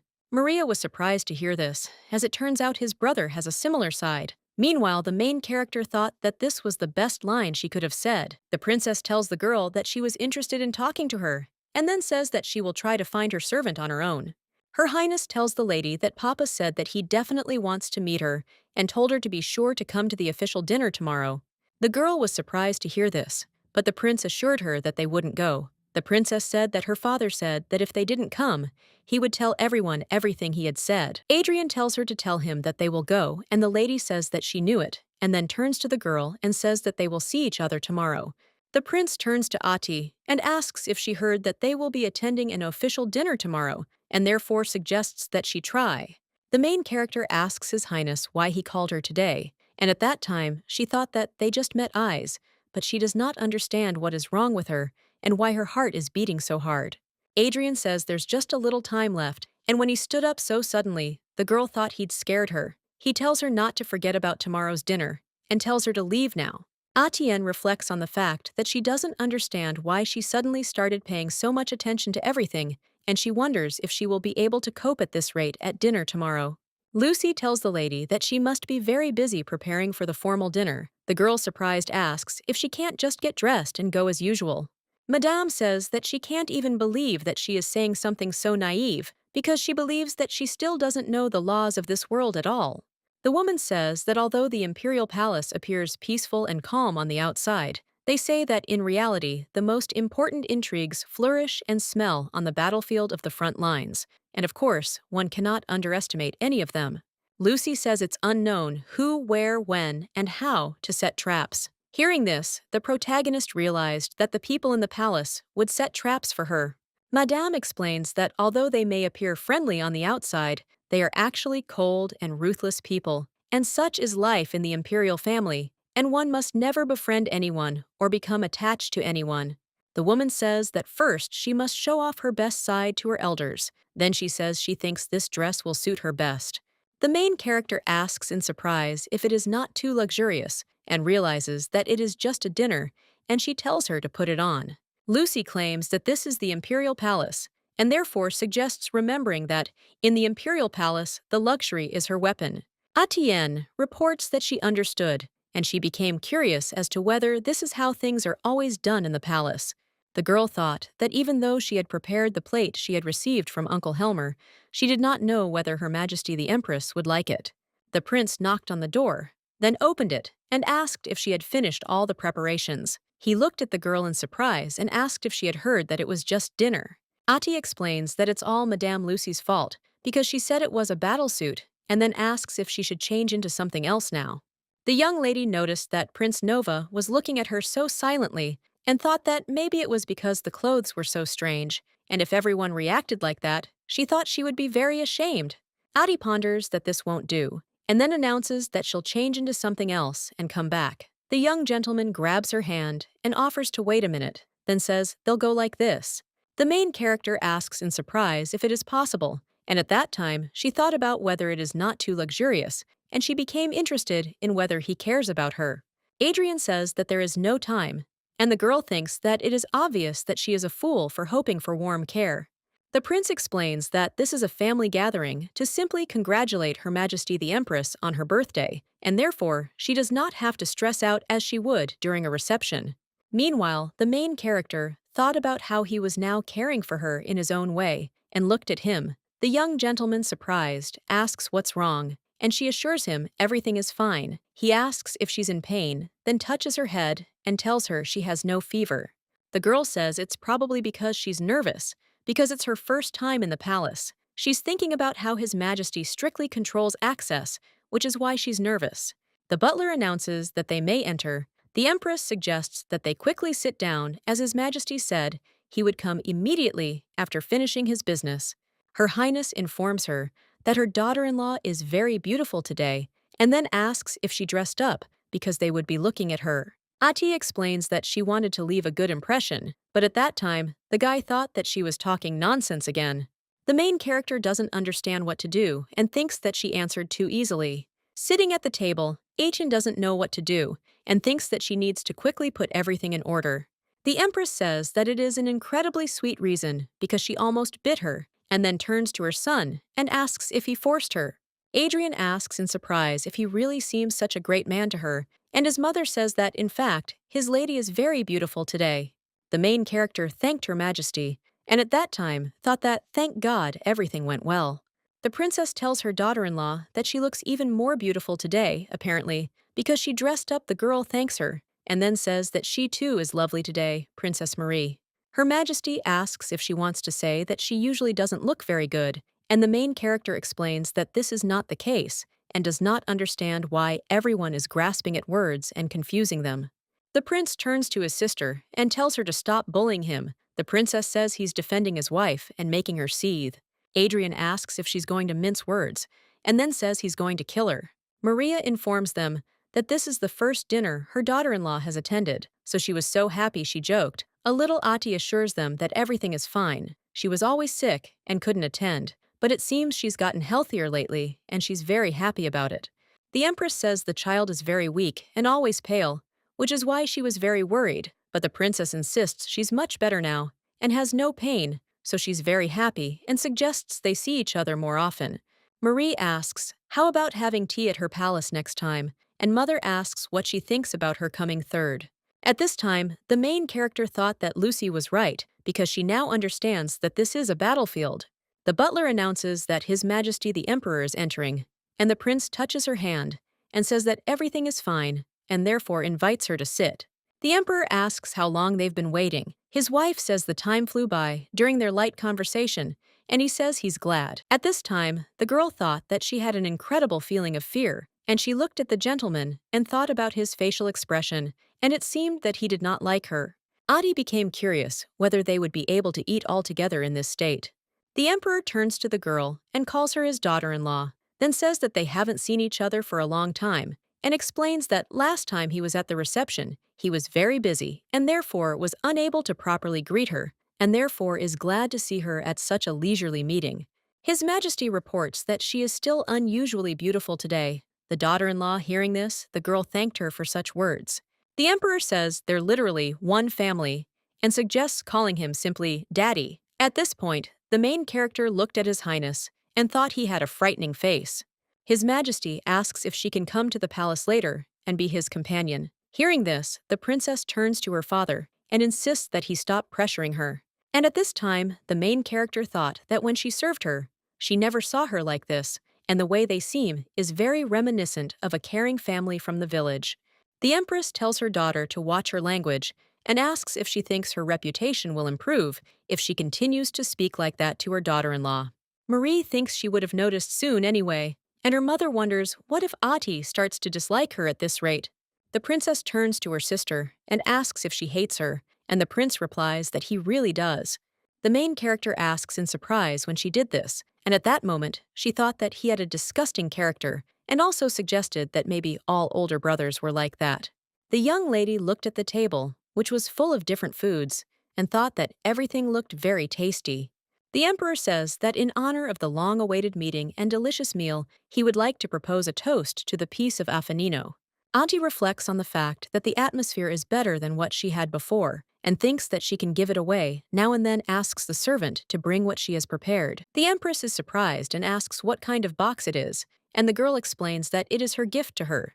Her Majesty says that she has already received the gift because she sent it from the Oviedo family.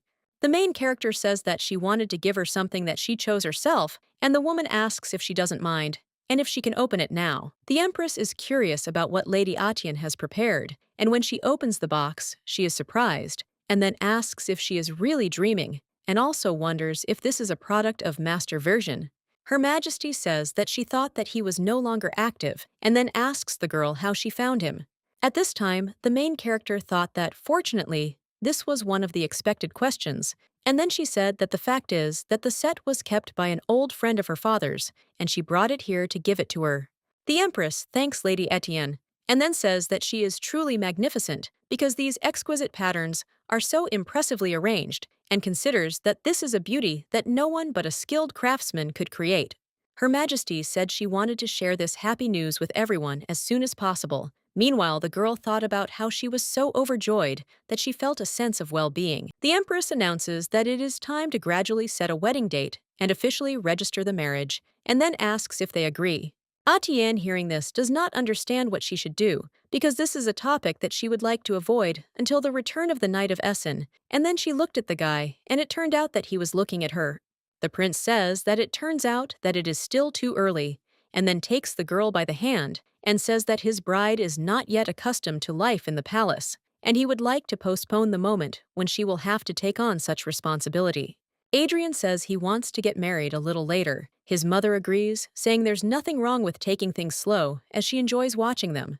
The young gentleman thanked her for her understanding, and at that time, the young lady thought that she should not be mistaken, and that when Knight Essen returned, she would return to her original place. The girl understands that she is a person who can disappear at any time, and believes that she must not forget this, and judging by the fact that she has not yet been told to stop playing, then first, she needs to continue to maintain this life. The main character thought that the only good thing was that at first, she felt like she was on the brink of life and death, and now she felt much calmer. The problem was that he still passed by, looked at her intently, and left, and today he appeared again. Adrian invites her to sit down, and the young lady thought that he was not just going to look and leave, and it seems to her that today, there is some kind of different atmosphere. Ati looked at the boy, and thought that she thought he looked more handsome than usual today. Meanwhile, the prince was thinking about the stupid expression on her face. The girl looked at the box and asked what the prince was offering her to take it from, and if she didn't need it, she should throw it away and then leave. Adi became curious about what was there and why he left in a hurry, and then she opened it and was surprised. At this time, the prince is thinking about whether she will like him, because he thinks that he is beautiful and practical, and besides that precious stone in the handle, although it is usually blue, if you place it under the sun, it will turn scarlet.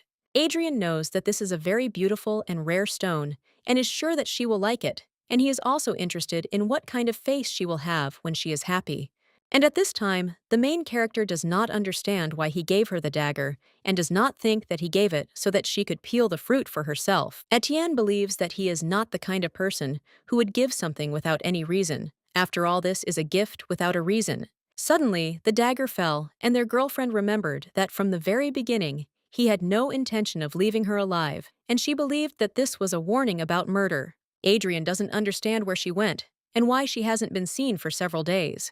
Lucy turns to the prince and greets him. He says it's good they met, and then asks where his fiancée has gone. Hearing this, the lady was surprised, and asked if he was already using this nickname so naturally, and the gentleman suggested that she answer better. The woman explains that Lady Ati has gone away for a short while, and doesn't know where. Hearing this, the gentleman thinks she's deliberately avoiding him, but doesn't understand why. The prince wondered if his gift to improve her mood had been completely useless. The gentleman reflects on the fact that, since birth, he has never heard anyone call him stupid, and he was absolutely perfect in every way, and confident in himself, and does not understand what significance all this has, because now he feels like he has become a complete idiot. Adrian doesn't understand why she's avoiding him, what he did wrong, and how he should act in this situation. Meanwhile, the main character hid behind a tree, peeking to see if the prince was there. Sitting under the tree, the girl pondered whether he was acting this way, because she knew Atien's secret, and therefore wanted to shut her up. The young lady believes that she did everything she was told, and she was not caught, and that she really tried very hard. Mikhail suddenly approached Ati and asked what she was doing here. He said that they hadn't seen each other for a long time. At this point, the main character realized she hadn't yet introduced herself to him, and then revealed that her name was Lara. Hearing this, the gentleman was surprised, but she offered to call her that, and then she realized she couldn't tell him that she was Atienne. The guy says that she has a beautiful name, and at that time, the girl thought that her conscience hurt because she was deceiving such a kind person. The gentleman asks when she will answer what she is doing here, and the girl explains that she is just worried about something and therefore thought for a bit. Mikhail says that if she doesn't mind, he can help her with counseling. She understands that he doesn't know who she is, so maybe everything will be okay if she opens up a little. A young woman asks what the meaning of a dagger is. The man explains that daggers aren't usually given as gifts, but the woman explains that she received one and asks if this person is telling her to die. Ati doesn't understand why she suddenly has tears, and the gentleman claims that he is sure that it doesn't mean that. The main character reflects on the fact that maybe all this time it was too hard for her, and she held on putting her life on the line, but received a dagger, and then says that it is so sad. Mikhail asks if she's feeling any better, and she says yes and thanks him, but he insists there's no point in doing that since he couldn't do anything other than just be there for her. The young lady reflected that even this small detail was a great comfort to her. Although the palace people treated her well, and she felt at ease with them, they were ultimately all supporters of the crown prince, and therefore she couldn't rely on anyone. The girl thinks that maybe that's why he felt so comfortable with Mikhail, who doesn't know her, and then says that it seems that he really is very caring, and that's why everyone likes him, especially the other ladies. Suddenly, the young gentleman jumped up and offered to see her next time, and then announced that he would leave first.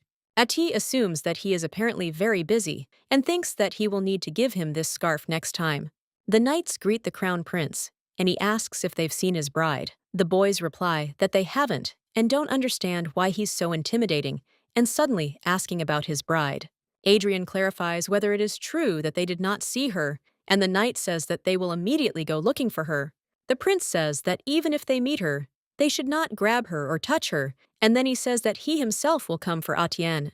The young gentleman doesn't understand where she's wandering, and thinks she walks well with such short legs, just like a tiny sparrow. However, he doesn't understand how he can think she's cute in such a situation.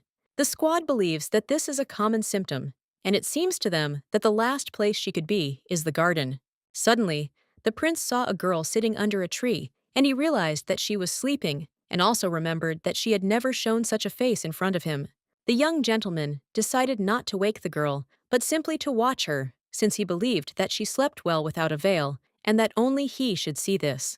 Suddenly, the girl woke up and thought that she had fallen asleep herself, without noticing. I think that His Highness should have already returned to the palace, and therefore it was time for her to go. The main character saw the prince and doesn't understand what he's doing there, and thinks it might all be a dream. He wonders why she's looking at him with such a sweet expression, and he doesn't even move at all. Ati dropped the book and decided to run, but he only looked after her in surprise. The prince realized that she had actually been avoiding him all this time and hiding. And at this time, the girl became curious whether he was following her, and she began to run faster, but suddenly stumbled and fell. The young lady doesn't understand what to do, believing he'll catch her. The guy wondered if she might have hurt herself when she fell. Adi quickly got up and started running again, and at that time, the prince thought that she was running away so persistently, as if he would catch her and eat her. The prince approached the girl and urged her not to think about escaping. She realized it was too close, and she couldn't believe that even in this situation, she was happy that they were meeting for the first time in a long time. Adrian asks why she's avoiding him. She counters that she wasn't avoiding him. He understands that she was openly avoiding him, but replies that she wasn't. The young gentleman wondered why she had run away just now, and at that time, the young lady thought that she had really been avoiding him, so she had nothing to answer. Atienne explains that she did it because she simply wanted to live. The prince tells her not to avoid his gaze, and so he will ask her again why she avoided him. The main character understands that she knows that no matter how hard she tries, His Highness can finish her off if he wants, since this is the relationship between the crown prince and the maid.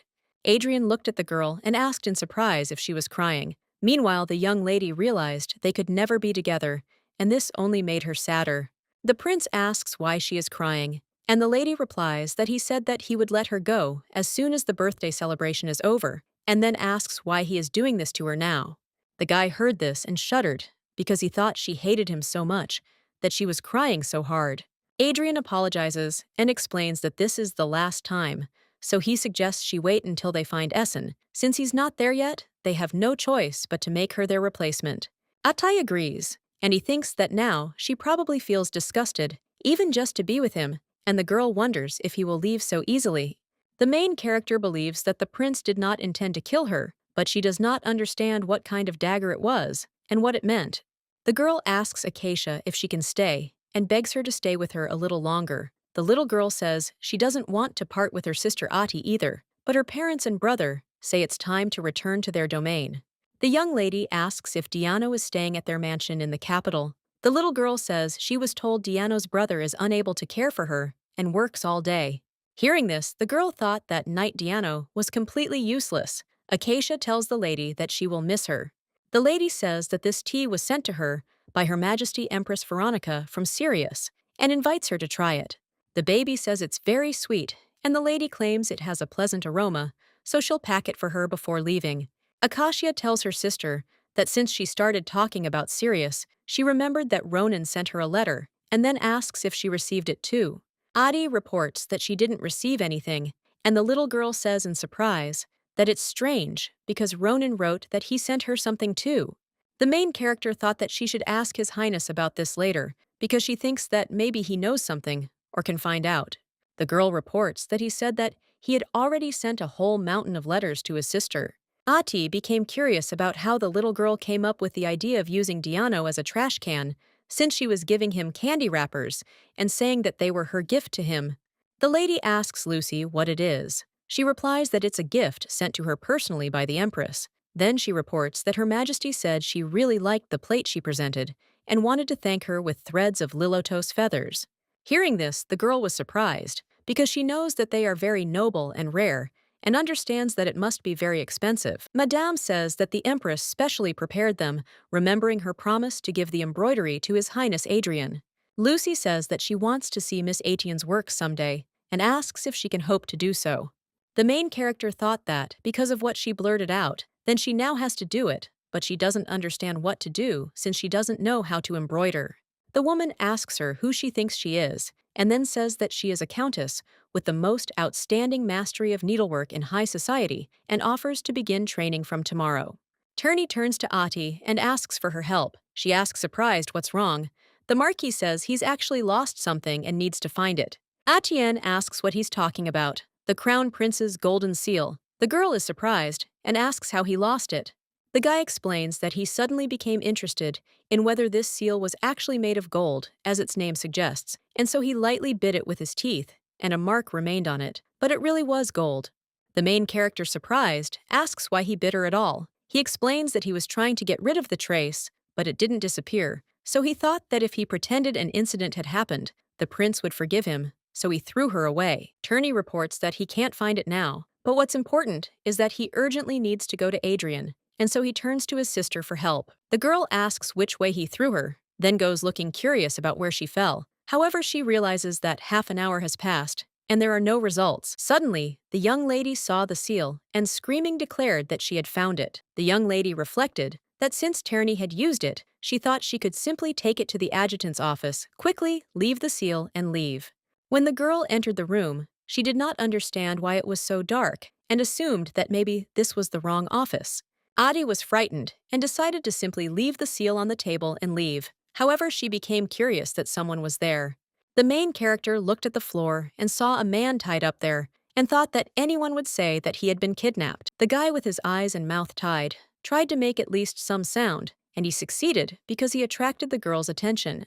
The main character does not understand why he is lying tied up on the floor and thinks that perhaps Adrian caught him, and this man like her is not guilty of anything at all, but she thinks that first she needs to listen to what he has to say. Etienne apologizes and asks if his mouth is open, and the guy only nods in response. When the girl unties his mouth, he screams and declares that this bastard tourney tricked him. The lady asks if he's okay, and then asks why he's tied up. The man says that he was dragged from here by deception, and upon hearing this, she thought that he could very well have done the same. The guy asks if he can ask her for a favor, and then says that it hurts a lot, and therefore asks if she could loosen the rope on his wrists a little, and then offers to see how red they have become. The main character says that then she will weaken them just a little, and at this time she is very worried, and then asks if this is enough. The young man felt relieved, and then removed the blindfold from his eyes and the rope from his hands. He says he never cares about her benefactor, and then says that they will see each other again. The stranger tried to run away, and the girl screamed and told him not to do it, but within a few minutes the guy was gone. At this time, Ati realized that she was finished because she had done something wrong, and believed that she should not have listened to what this man said. Turney calls Essen and asks where he is, because he thinks that the guy cannot continue running forever, and then says that he has a way to resolve this situation. At this time, a young man with blonde hair climbed a tree and thought that he had come to the meeting place believing his words, but as it turned out, he was deceived, and the knights captured him. The young man thought that if he'd known he'd stab him in the back like that, he never would have gone there. After all, he thought it was a one-way ticket. Essen looked out the window, confused as to how they could call him such a remarkable beauty. He recalled how as a child he'd loved being called handsome.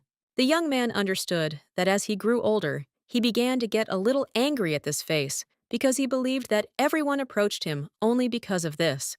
The girl said that she thought that the soul of the knight Essen would be as beautiful as his face, and the guy understood that even men judged his character by it. Essen specifically trained himself in swordsmanship and decided to become a knight, all because it angered him. However, the prince forced him to wear women's clothing and therefore considers him a brat with a terrible temper.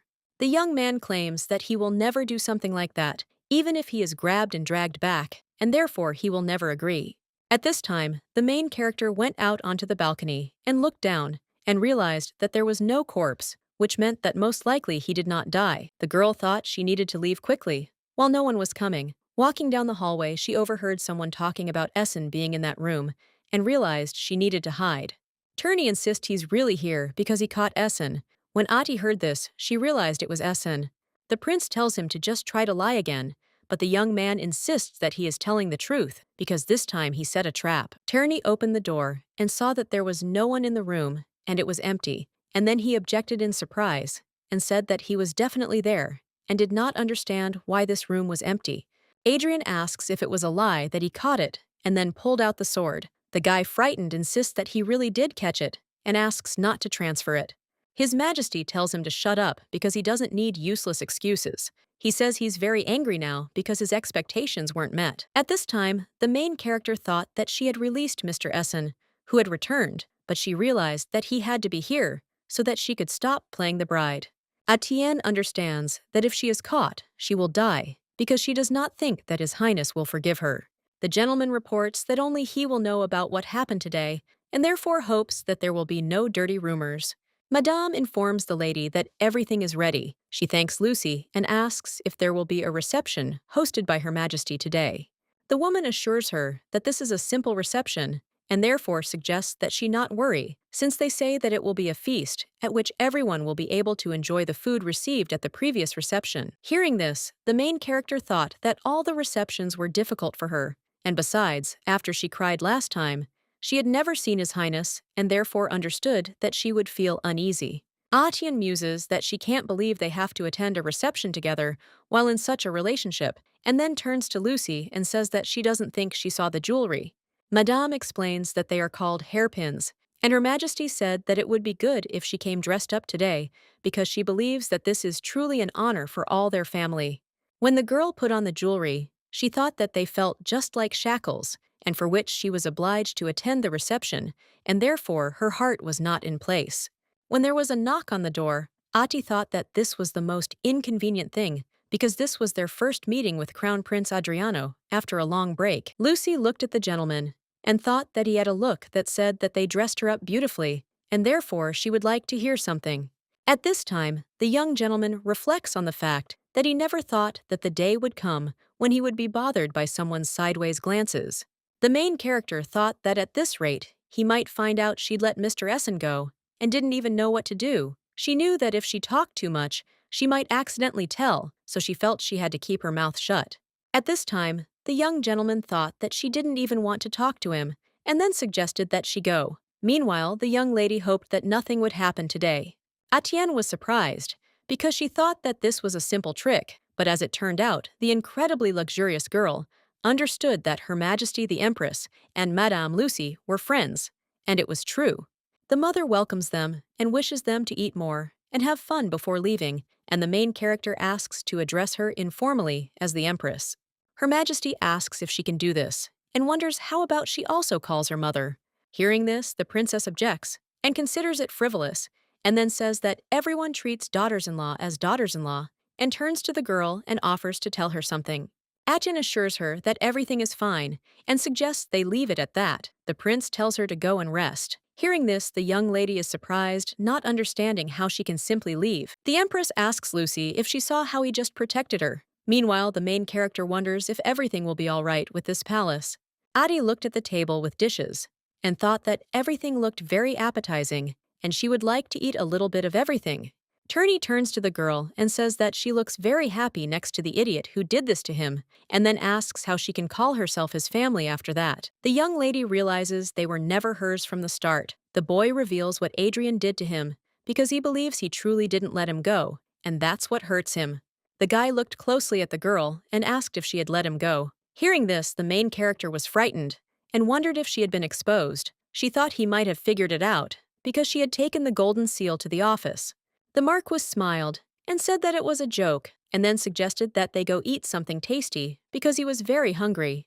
Etienne thought that he was making jokes, and someone might disappear after them. The young lady greeted Viscount Benedetto, and he said that they had not seen each other for a long time, and asked to call him simply Shishinya. The main character asks him to call her Ati then too, and he agrees. The little girl turns to her sister and tells her that she's been told she doesn't have to go home. Hearing this, the main character smiled and said that it was very good that everything worked out well. Turney tells Ati that she needs to have fun while eating and then gives her a candy and asks if it's tasty and suggests going to try it from the other side. The Empress thanks everyone for their presence and announces that she wants to present the main dish that they have all been waiting for so long. The woman invites her husband to look there because she is sure that this dish is the 16th set of plates of the Master Virhin. Madame asks Her Highness why she is only now showing them these precious works of art, and then informs her that if she finds a few more pieces, she will be able to assemble a complete set. At this time, Gabriella comes up and claims that this is nonsense, and then says that the Nobel family can shatter everything as expected from this family. The lady says that even their family couldn't find the 16th item. Hearing this, Turney doesn't understand what she's talking about, knowing it's obvious the servants were looking for them. At this time, the main character thought that it seemed to her that Uncle Helmer's work was truly outstanding. The Empress reports that she is very glad that thanks to her, she was able to obtain such precious plates, and then thanks Lady Gabrielle once again. The lady with blue hair says that she cannot express in words how happy she is that Her Highness is using her gift. Gabrielle looked at the main character and thought that she must have realized that with this, she had won the Empress's love. The aristocrat says in surprise that she can't believe that the Empress is showing the most precious part of her collection, and also wonders if the larger part can be presented. The red-haired lady says she is so happy to receive Her Majesty's favor.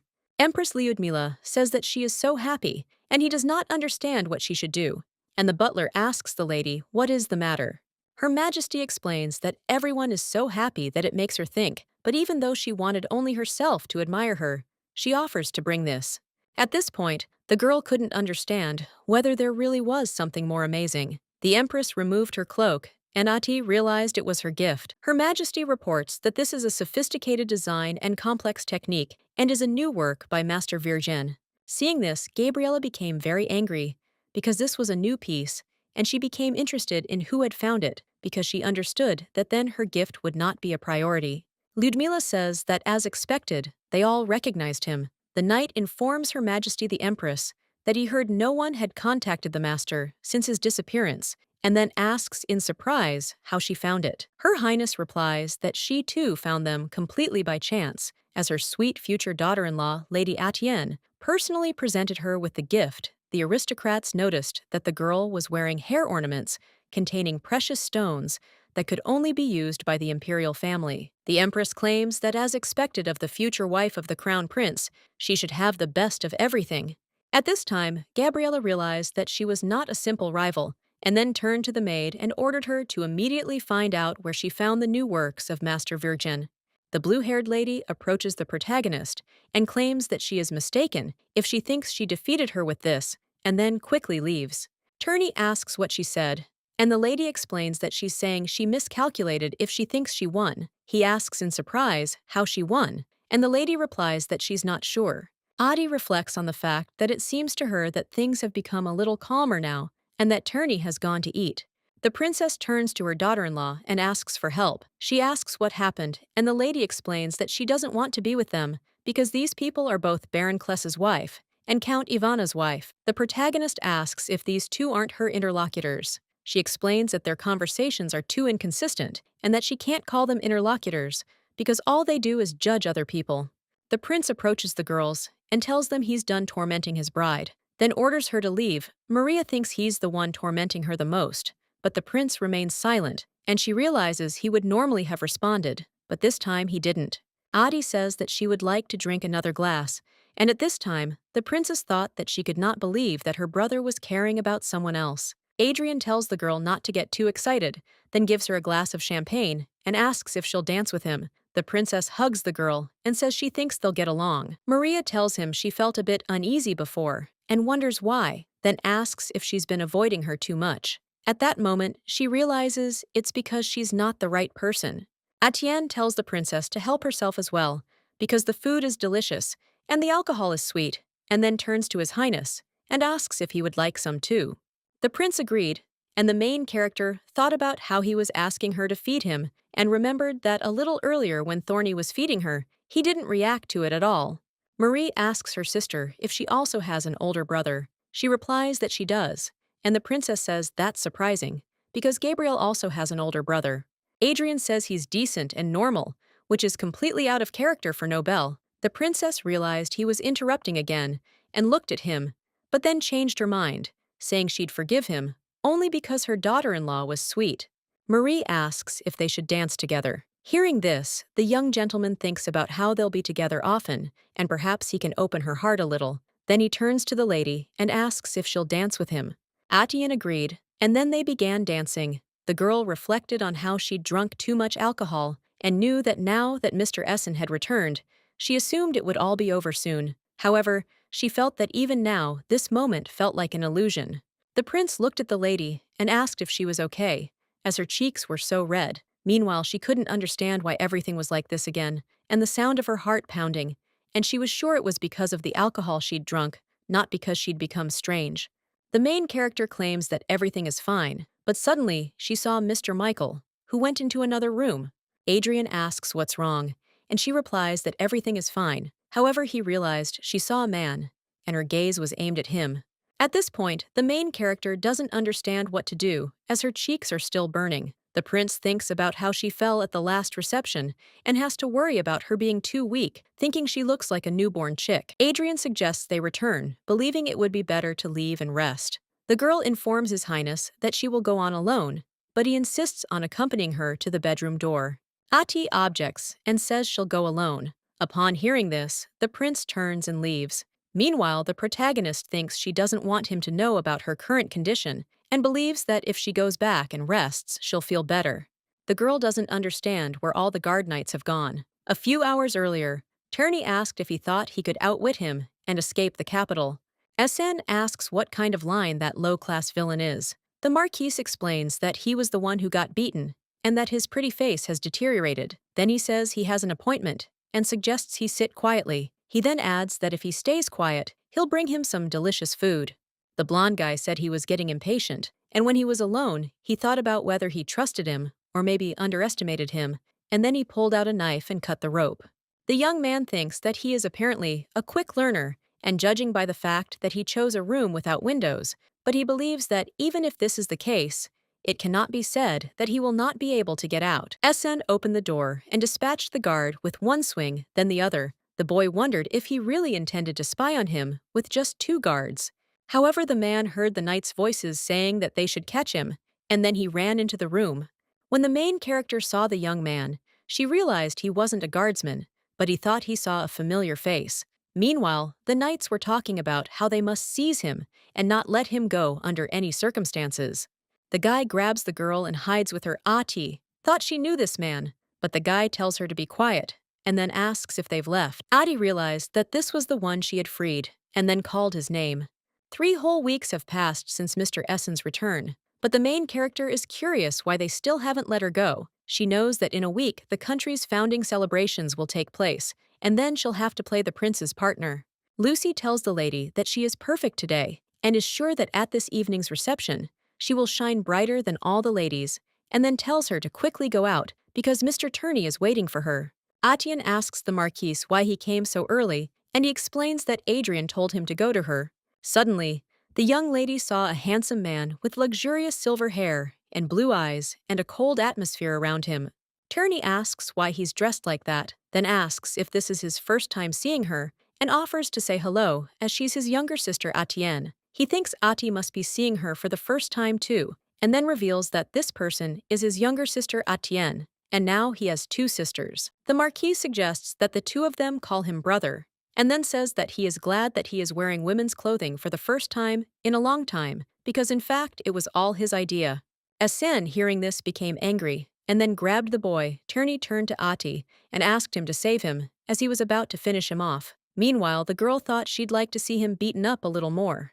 The guy with silver hair claims that they are damn bastards, because he doesn't understand why they dress him in women's clothes if they found a replacement bride. Mark says he's sad, because one of his sisters has disappeared. The main character, surprised, asks why Mr. Essen is here. He replies that there can't be 2 AT is because he believes that if he stays in the other palace, there will be 2 AT is. The girl knows that there are almost no people in Lily's palace, and because almost everyone knows about this secret, and it is safe there, which means that in the end, in some childish way, they wanted to make fun of Mr. Essen in a safe place. Essen looked at the young lady and couldn't understand when this girl became his mate. Turney reminded him that he had run away and returned, then asked where he had lost his mind. The main character greets the silver-haired gentleman and tells him it's their first meeting. He says he's glad to meet her. The Marquis says he's rude because he's been rude since they first met. Hearing this, the main character remembered that he did the same, and Turney asks why she's looking at him like that. And what's wrong? The lady replies that everything is fine. Essen looked at them and thought that they seemed quite friendly, but they said that they couldn't trust anyone, but they found such a person, and therefore believed that they needed to get to know her to some extent. The guy asks her real name. She replies that she's Viola Vilbao, and that she's an aristocratic maid, but their family went bankrupt. Essen thought about how they made her a temporary bride, confirming her origin, and then wondered how she became a bride. The girl explains that she came on an errand and overheard everything by chance. Turney says that Ati had known Adrian since childhood, as he often visited the Oviedo family to meet Ati, who was simply beautiful back then.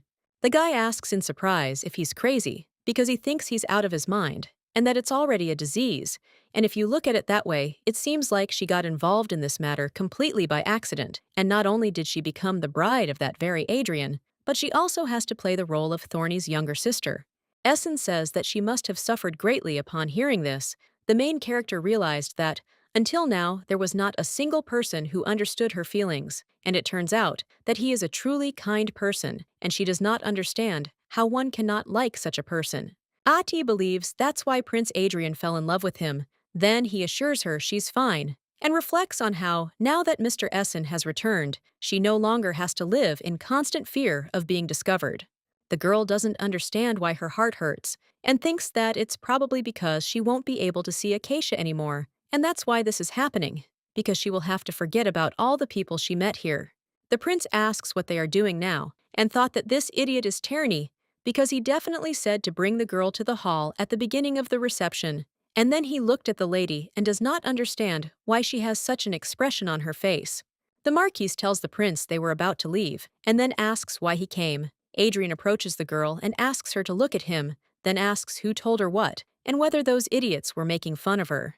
Atienne explained that she had met Mr. Essen for the first time, and they had greeted each other. Adrian thought her expression was too serious for that. Turney asks His Majesty how he immediately began to suspect in the first place, and believes that this is why they say that raising children is an ignoble matter, and this suits him perfectly.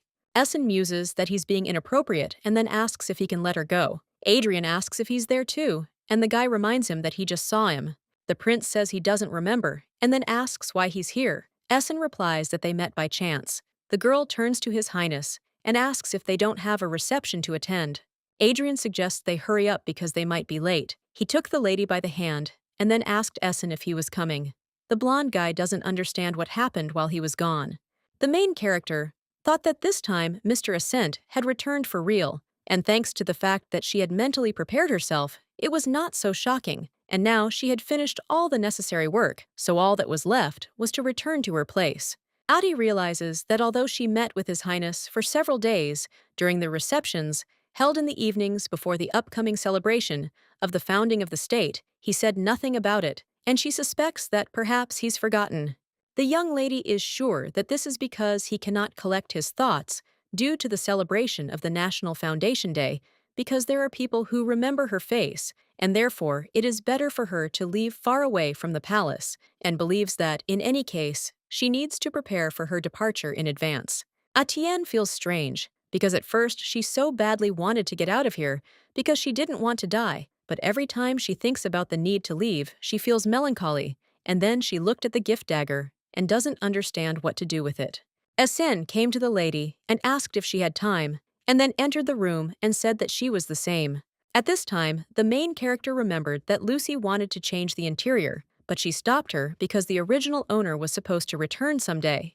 The young gentleman asks if she wants anything. The young lady wonders why he's suddenly asking. The young man replies that the last time he was released from his office, it was she, and he'd said back then that he wouldn't forget her kindness, so he thinks he should at least return what he received. Essen ponders his curiosity about why Adrian and Turney have become so friendly. Meanwhile, the girl considers that he just said it. After all, he even came to her to keep his word.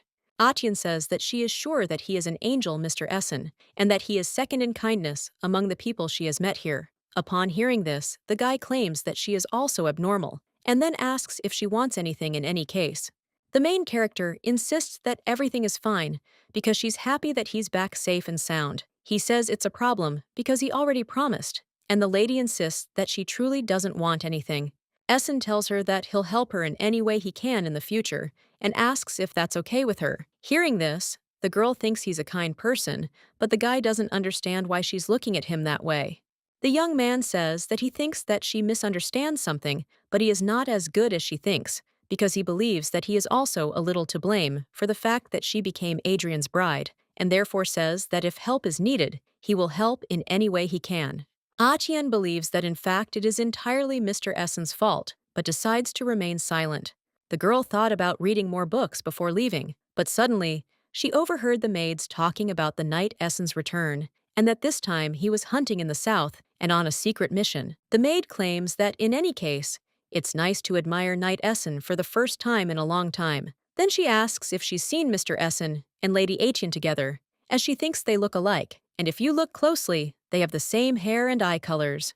The main character thought it was obvious since they weren't siblings. Her original reason for taking on the role of a substitute was that she and Mr. Essen had similar hair and eye colors, and she figured they wouldn't get caught because of that. The maid says that in any case, today, the Knight Essen was simply charming, and she hopes that later, she will be able to meet him again. Ati saw the maids leave and reflected on how popular Mr. Essen really was. Walking down the hallway, she felt the Lily Palace was especially noisy today, and she wondered if something had happened. An hour ago, Turney announced that her brother had arrived, then said he was bored to death, and asked where she had gone. He saw her suitcase and wondered why she had packed her things, assuming she was planning to run away, because Essen had returned.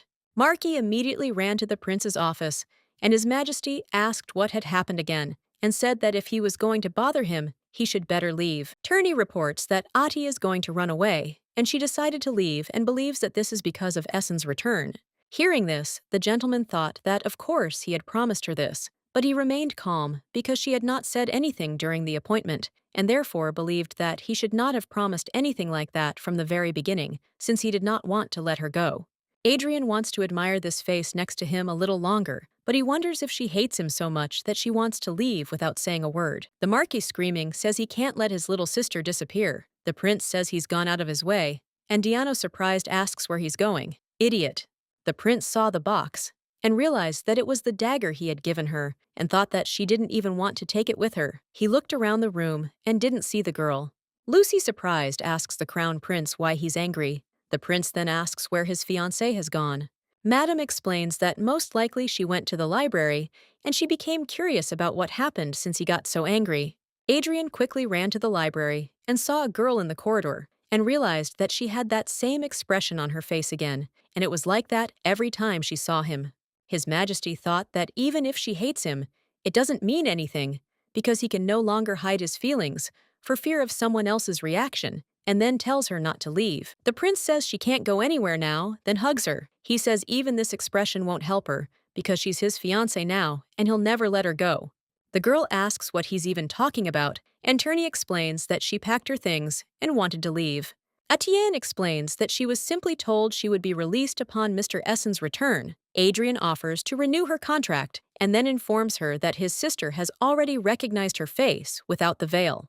Hearing this, the main character realized that this is why he said that there is no one except her, and the prince explains that Essen says that he would rather die than dress up as a woman, and believes that she did a very good job of playing the role of the bride. Adrian asks to continue pretending to be his bride, only until the moment when he becomes emperor, and when everything is over, he will give her a title and jewels. The Marquis asks the girl to tolerate him for just 3 years. Hearing this, the young lady thought that in 3 years, Prince Adrian would become emperor. And it didn't matter, even if it seemed like she'd calculated everything out of a desire to gain the title, if she could just be by his side for a little while longer. Adian says that she will do it and will try her best. When the girl came to her room, she thought that she couldn't believe that all this happened because of the packed suitcase, but she understood that someday she would still have to return, and therefore, it would be better to just leave it like that. Michael had lent her that time, and she understood that she needed to return it, but she wondered if he would be in the garden if she went there now. Ati found Mr. Mikhael. He says he hasn't seen Lara in a while. Lady explains that she's been looking for him for a long time, because she can finally give him back. The man thought that this meeting happened because of the scarf, and then thanked the girl and said that she was in a good mood today. The young lady asks in surprise how he knew this and wonders if it is very noticeable.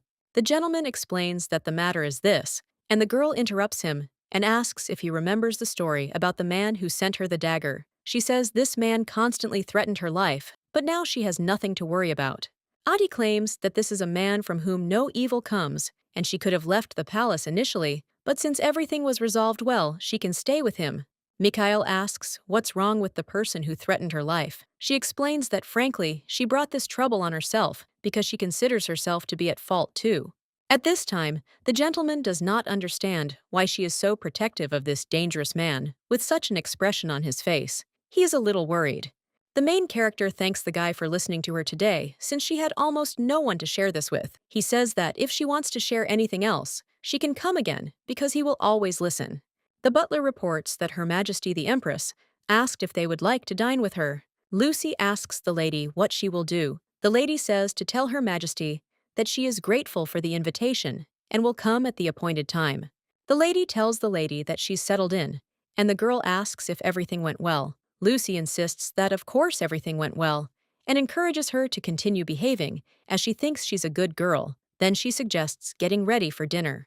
The main character asks in surprise if this is the right way to prepare for dinner. Madame assures her that of course she should wear a dress that will win Her Majesty's heart.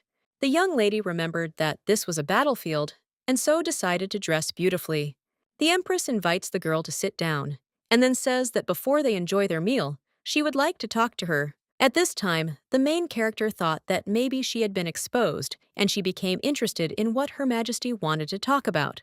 The Empress shows the necklace and asks if she recognizes it, and then says that it belongs to Elena and is the treasure of the empire, consisting of a fortune just like this palace. Atian knows that this necklace contains a golden stone called the Dragon's Eye. and it can be said that it is a symbol of the imperial family. The soul of the dragon, Aggelos, was reborn as a human and became an emperor. Therefore, the descendants who inherited his soul have a pattern in the iris of their eye, symbolizing him. This pattern is passed down only in the direct line of succession from the current emperor. When a new emperor is born, the pattern disappears from the previous emperor's siblings, and everything is decided at the coronation ceremony when the emperor's name is engraved on the tablets and the will of heaven is heard. Ati recalls that's what was written in the book as far as she can remember. And by the way, His Highness also had a pattern on his iris, and it seems it was said to be protective magic passed down through the blood. The guy says that although they have magic, their magical abilities are weak, so magicians were not born into the imperial family, but they still have high resistance to magic, so they are not afraid of magical intrigues. The girl thought that she was already scared, and now the magic didn't work, and she was seeing such a historical thing in real life for the first time. The Empress says that this necklace is passed down from generation to generation, only to empresses, and now she will give it to her. Etienne thanked Her Highness, and at that time thought that it seemed she answered without thinking, because she understood that this was too valuable a thing, and she could not accept it. Ludmila reports that she said the same thing when she received it from the Dowager Empress, and when she said that she was unworthy, Her Highness replied that she needed to try to become worthy of this necklace. The Empress says that she wants to say the same words to her, and to be honest, at first she was very worried, because she appeared so suddenly, and besides, Hadrian brought her, and therefore she was worried that the lady grew up in the Oviedo family, where she was hidden from everyone. Her Highness says that after observing her, she realized that all her worries were in vain, and then says that she thinks she can trust her, because she believes that her son will need her help. At this time, the main character does not understand how to trust, or whether she is deceiving her. The maid asks her mistress if she will wear this necklace to the celebration of the founding of the empire. The main character, surprised, asks how she can wear such a valuable item. The maid claims that the necklace was created to stop his violence, and that this necklace has the protective magic of the founder king, and it will not break or shatter, so she suggests that the mistress not worry but wear it. Atian says that he thinks it's still too early, and the maid asks in surprise what she will tell Lady Artie. The young lady reports that she feels she's started calling her by a different name. The maid replies that it's not appropriate to call the future Crown Princess Lady Artie. The main character says she's used to being called Lady Artie, so it feels strange when someone addresses her differently. The maid explains that this is a sign of her sincerity, meaning she now acknowledges Lady Artie as her mistress. She then declares that she will continue to serve her. The maid says that as far as she knows, Lord Essen spent a lot of time in mourning for his deceased wife, but Her Majesty the Empress gave the necklace to Lady Artie, and then asks her why. The lady says that this is because one way or another, both Lord Essen and she bear the name Artienne. The maid objects and explains that Her Majesty the Empress made a gift to the current Lady Artie and not to Lord Essen, and this means that she recognized her as the future Empress, and also thinks that Lady Artie will become Her Majesty the Empress. Lucy says that as far as she knows, she has a special position in this palace because she has a deep connection with Her Majesty the Empress, and she is the wet nurse of the Crown Prince, so unofficially she is considered almost a member of the imperial family. The woman says that if she were simply the Crown Prince's wet nurse, then she would simply enjoy the privileges of the imperial family, then there would be no problems, but she volunteered to become the Crown Princess's chief maid of honor, so His Highness Adrian asked her for help. The girl understands that he had to keep a lot of things secret because of the fake crown princess, and he couldn't ask just anyone. Lucy says that of course she agreed, because it looked funny, and she really likes that she can decorate everything as she pleases. But be that as it may, because of this, when Lady Artie first arrived, she allowed herself a slight familiarity in communicating with her, and therefore asks to forgive her for her rudeness. Atienne claims that everything is fine, and on the contrary, it is she who is imperfect and caused them inconvenience, and then says that she is always grateful to them. Madame says that she likes her feature, and even though she couldn't wear Elena's necklace, she then says that today, she should have this tiara on her head, which is a symbol of the status of the future crown princess.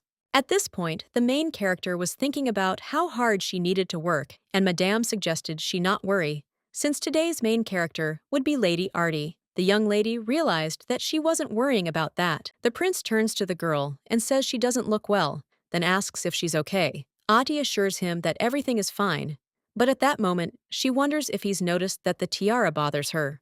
Adrian asks if she's sick. She insists that everything is fine, and she feels fine. His Highness says that if she suddenly feels ill, then she should immediately tell him about it, because it is also his responsibility to know about her well-being. At this time, the main character thought that it was understandable why he was so concerned, because he couldn't disrupt the celebration in honor of the founding of the empire, and this was what she expected. The little girl turns to her sister and says she's happy there's a party outside and asks if she's been to one. At this point, the girl realizes she actually has been, but according to legend, she's an artist. Ati says she only saw it from afar, but wasn't there herself. Acacia says she wants to go to the party with her sister, and the lady says she'd also like to go with her and suggests they go next time they have the chance. The little girl insists she wants it now. The lady apologizes and suggests they definitely go next time. Meanwhile, she thinks she should be patient, because in a few years she'll be free. The prince approaches them and asks the girl to forgive him, because he's taking Artie. The little girl, surprised, asks where he's taking her, and the prince says it's a secret. And the main character doesn't understand whether it's possible to leave so early every time, and she thinks that the prince doesn't seem to like parties at all. Ati announces that she's returning to Lily's palace. Hearing this, the master, surprised, asks where she's going and wonders if she's planning to rest. Adrian says that he needs to get ready and go somewhere, and therefore they will not go to Lily's palace, but to another palace.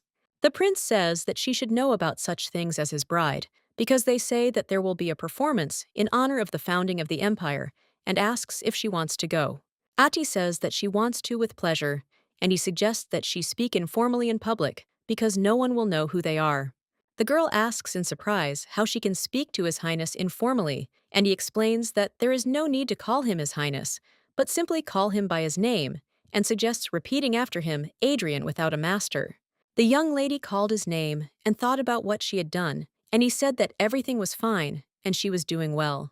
Atienne reflects on how she's never seen the prince smile like that before, and he suggests calling him Adrian from now on. She wonders what other people will think of her.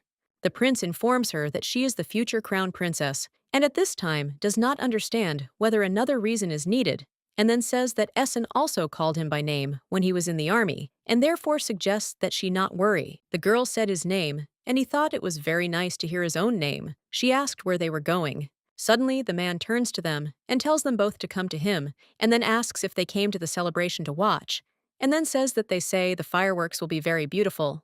The prince asks how much it costs, and when he hears the amount of 10 coppers he pays, and says not to give change. Hearing this, the main character claims that it is too expensive, because usually such a thing costs only 3 copper coins. The young gentleman claims that it doesn't matter, because at a party it's common to jack up the price, but Ati claims that you can go broke in the blink of an eye. Adrian insists she can avoid going broke if she's always by his side. Hearing this, she doesn't understand the logic behind it. The lady says she has blue fireworks, and the guy says he has yellow ones. Suddenly, she sees him looking at the kebab stand and thinks he must be really hungry. Adi bought 2 shashliks and told the guy to eat them. He said he felt uncomfortable because his hands were full of fireworks, but the girl realized he'd been holding everything with one hand. The prince tells her to feed him, and the lady thought that feeding him on the street was a little awkward, but she realized that she had nowhere else to go and offered him a piece to try. The main character invites him to go along the way to the stage and have another snack, and he agrees.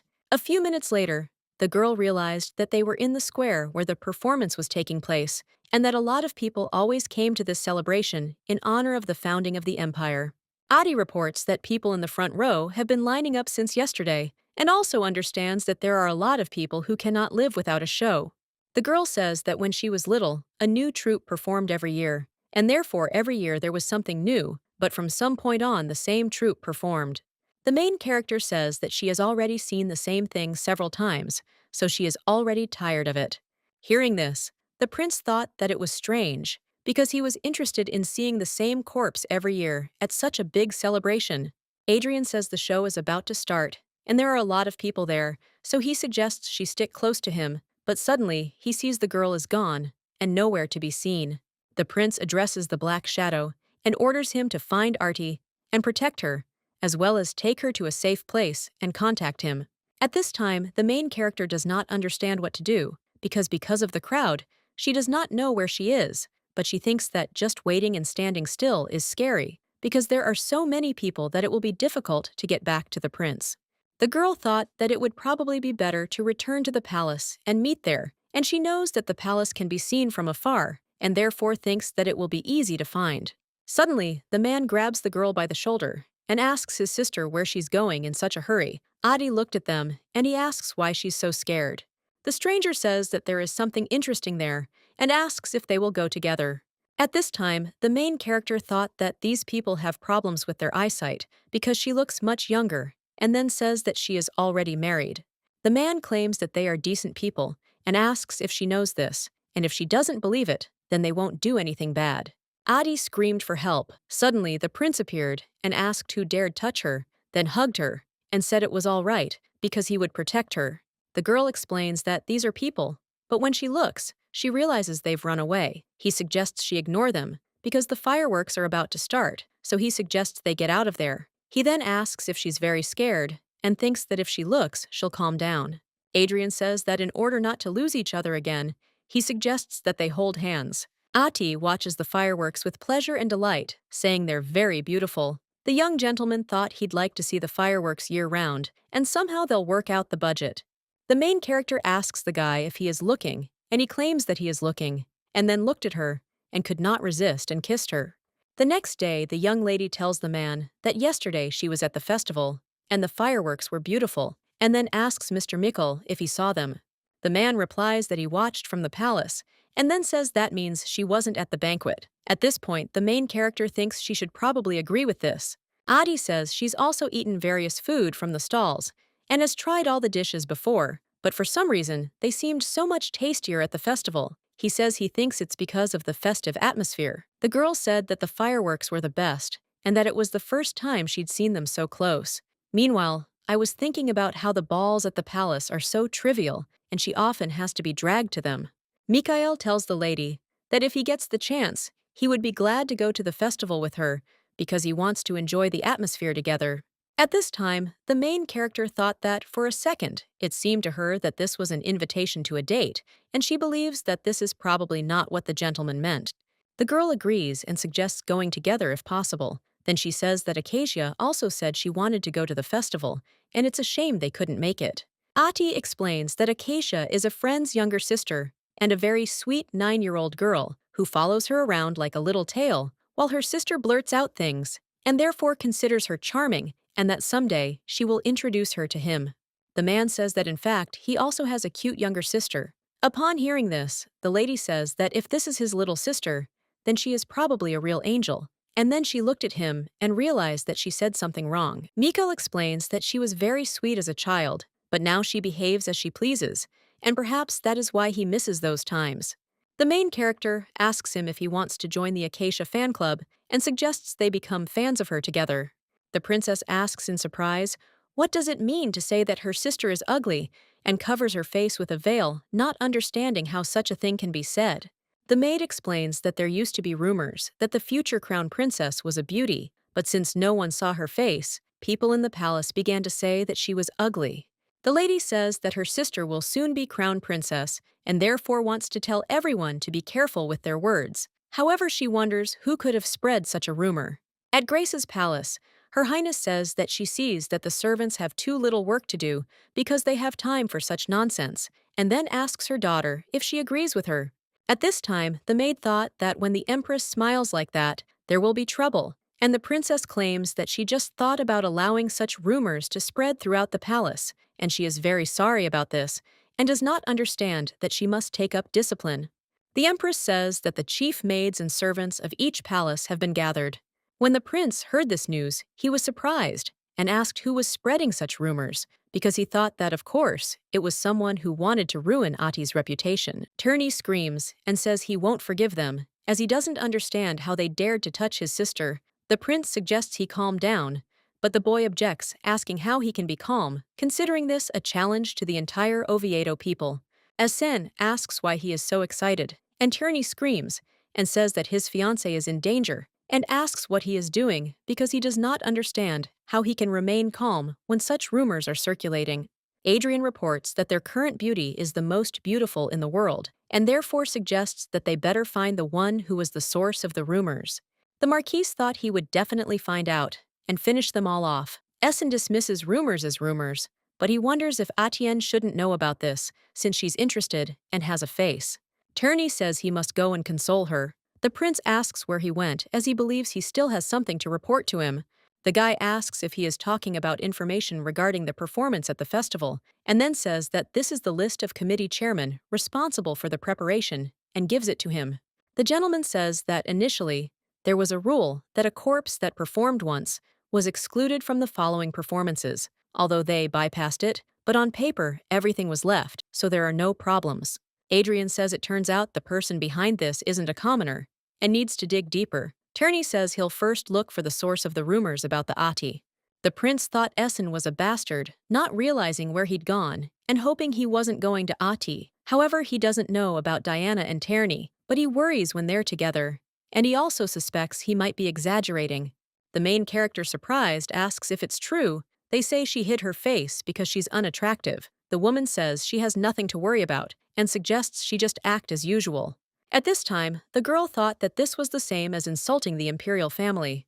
Atienne saw Mr. Essen and was surprised, but he claimed that she could not worry about rumors because they would be dealing with turns. Lucy thinks that if he's telling the truth, Mr. Thorne is probably furious right now. He agrees and explains that he couldn't bear to watch and left. The lady thinks that, of course, he doesn't want the family's reputation tarnished, and the girl agrees and thinks that's true. Lucy says he can't yet allow his beloved sister's feelings to be hurt. The protagonist asks if he really came to cheer her up. Essen replies that he just wanted to talk about it, and Madame insists that this means he wants to console Madame Atienne. The lady thanks him, and then announces that she will not be disheartened. At this moment, the butler enters the room and announces that His Majesty, the Emperor, has invited Lady Oviedo. Hearing this, the main character doesn't understand why he might need her, and asks. The man replies that His Majesty has never summoned her before, and that's natural. Previously, Essen had refused all meetings and invitations to break off the engagement, as if to say, do whatever you want with him, even kill him. The girl doesn't know how they managed to resolve everything, but because of this, everyone assumed Ati was in poor health. Then she says that since this is the first time he's invited her, it must be something serious.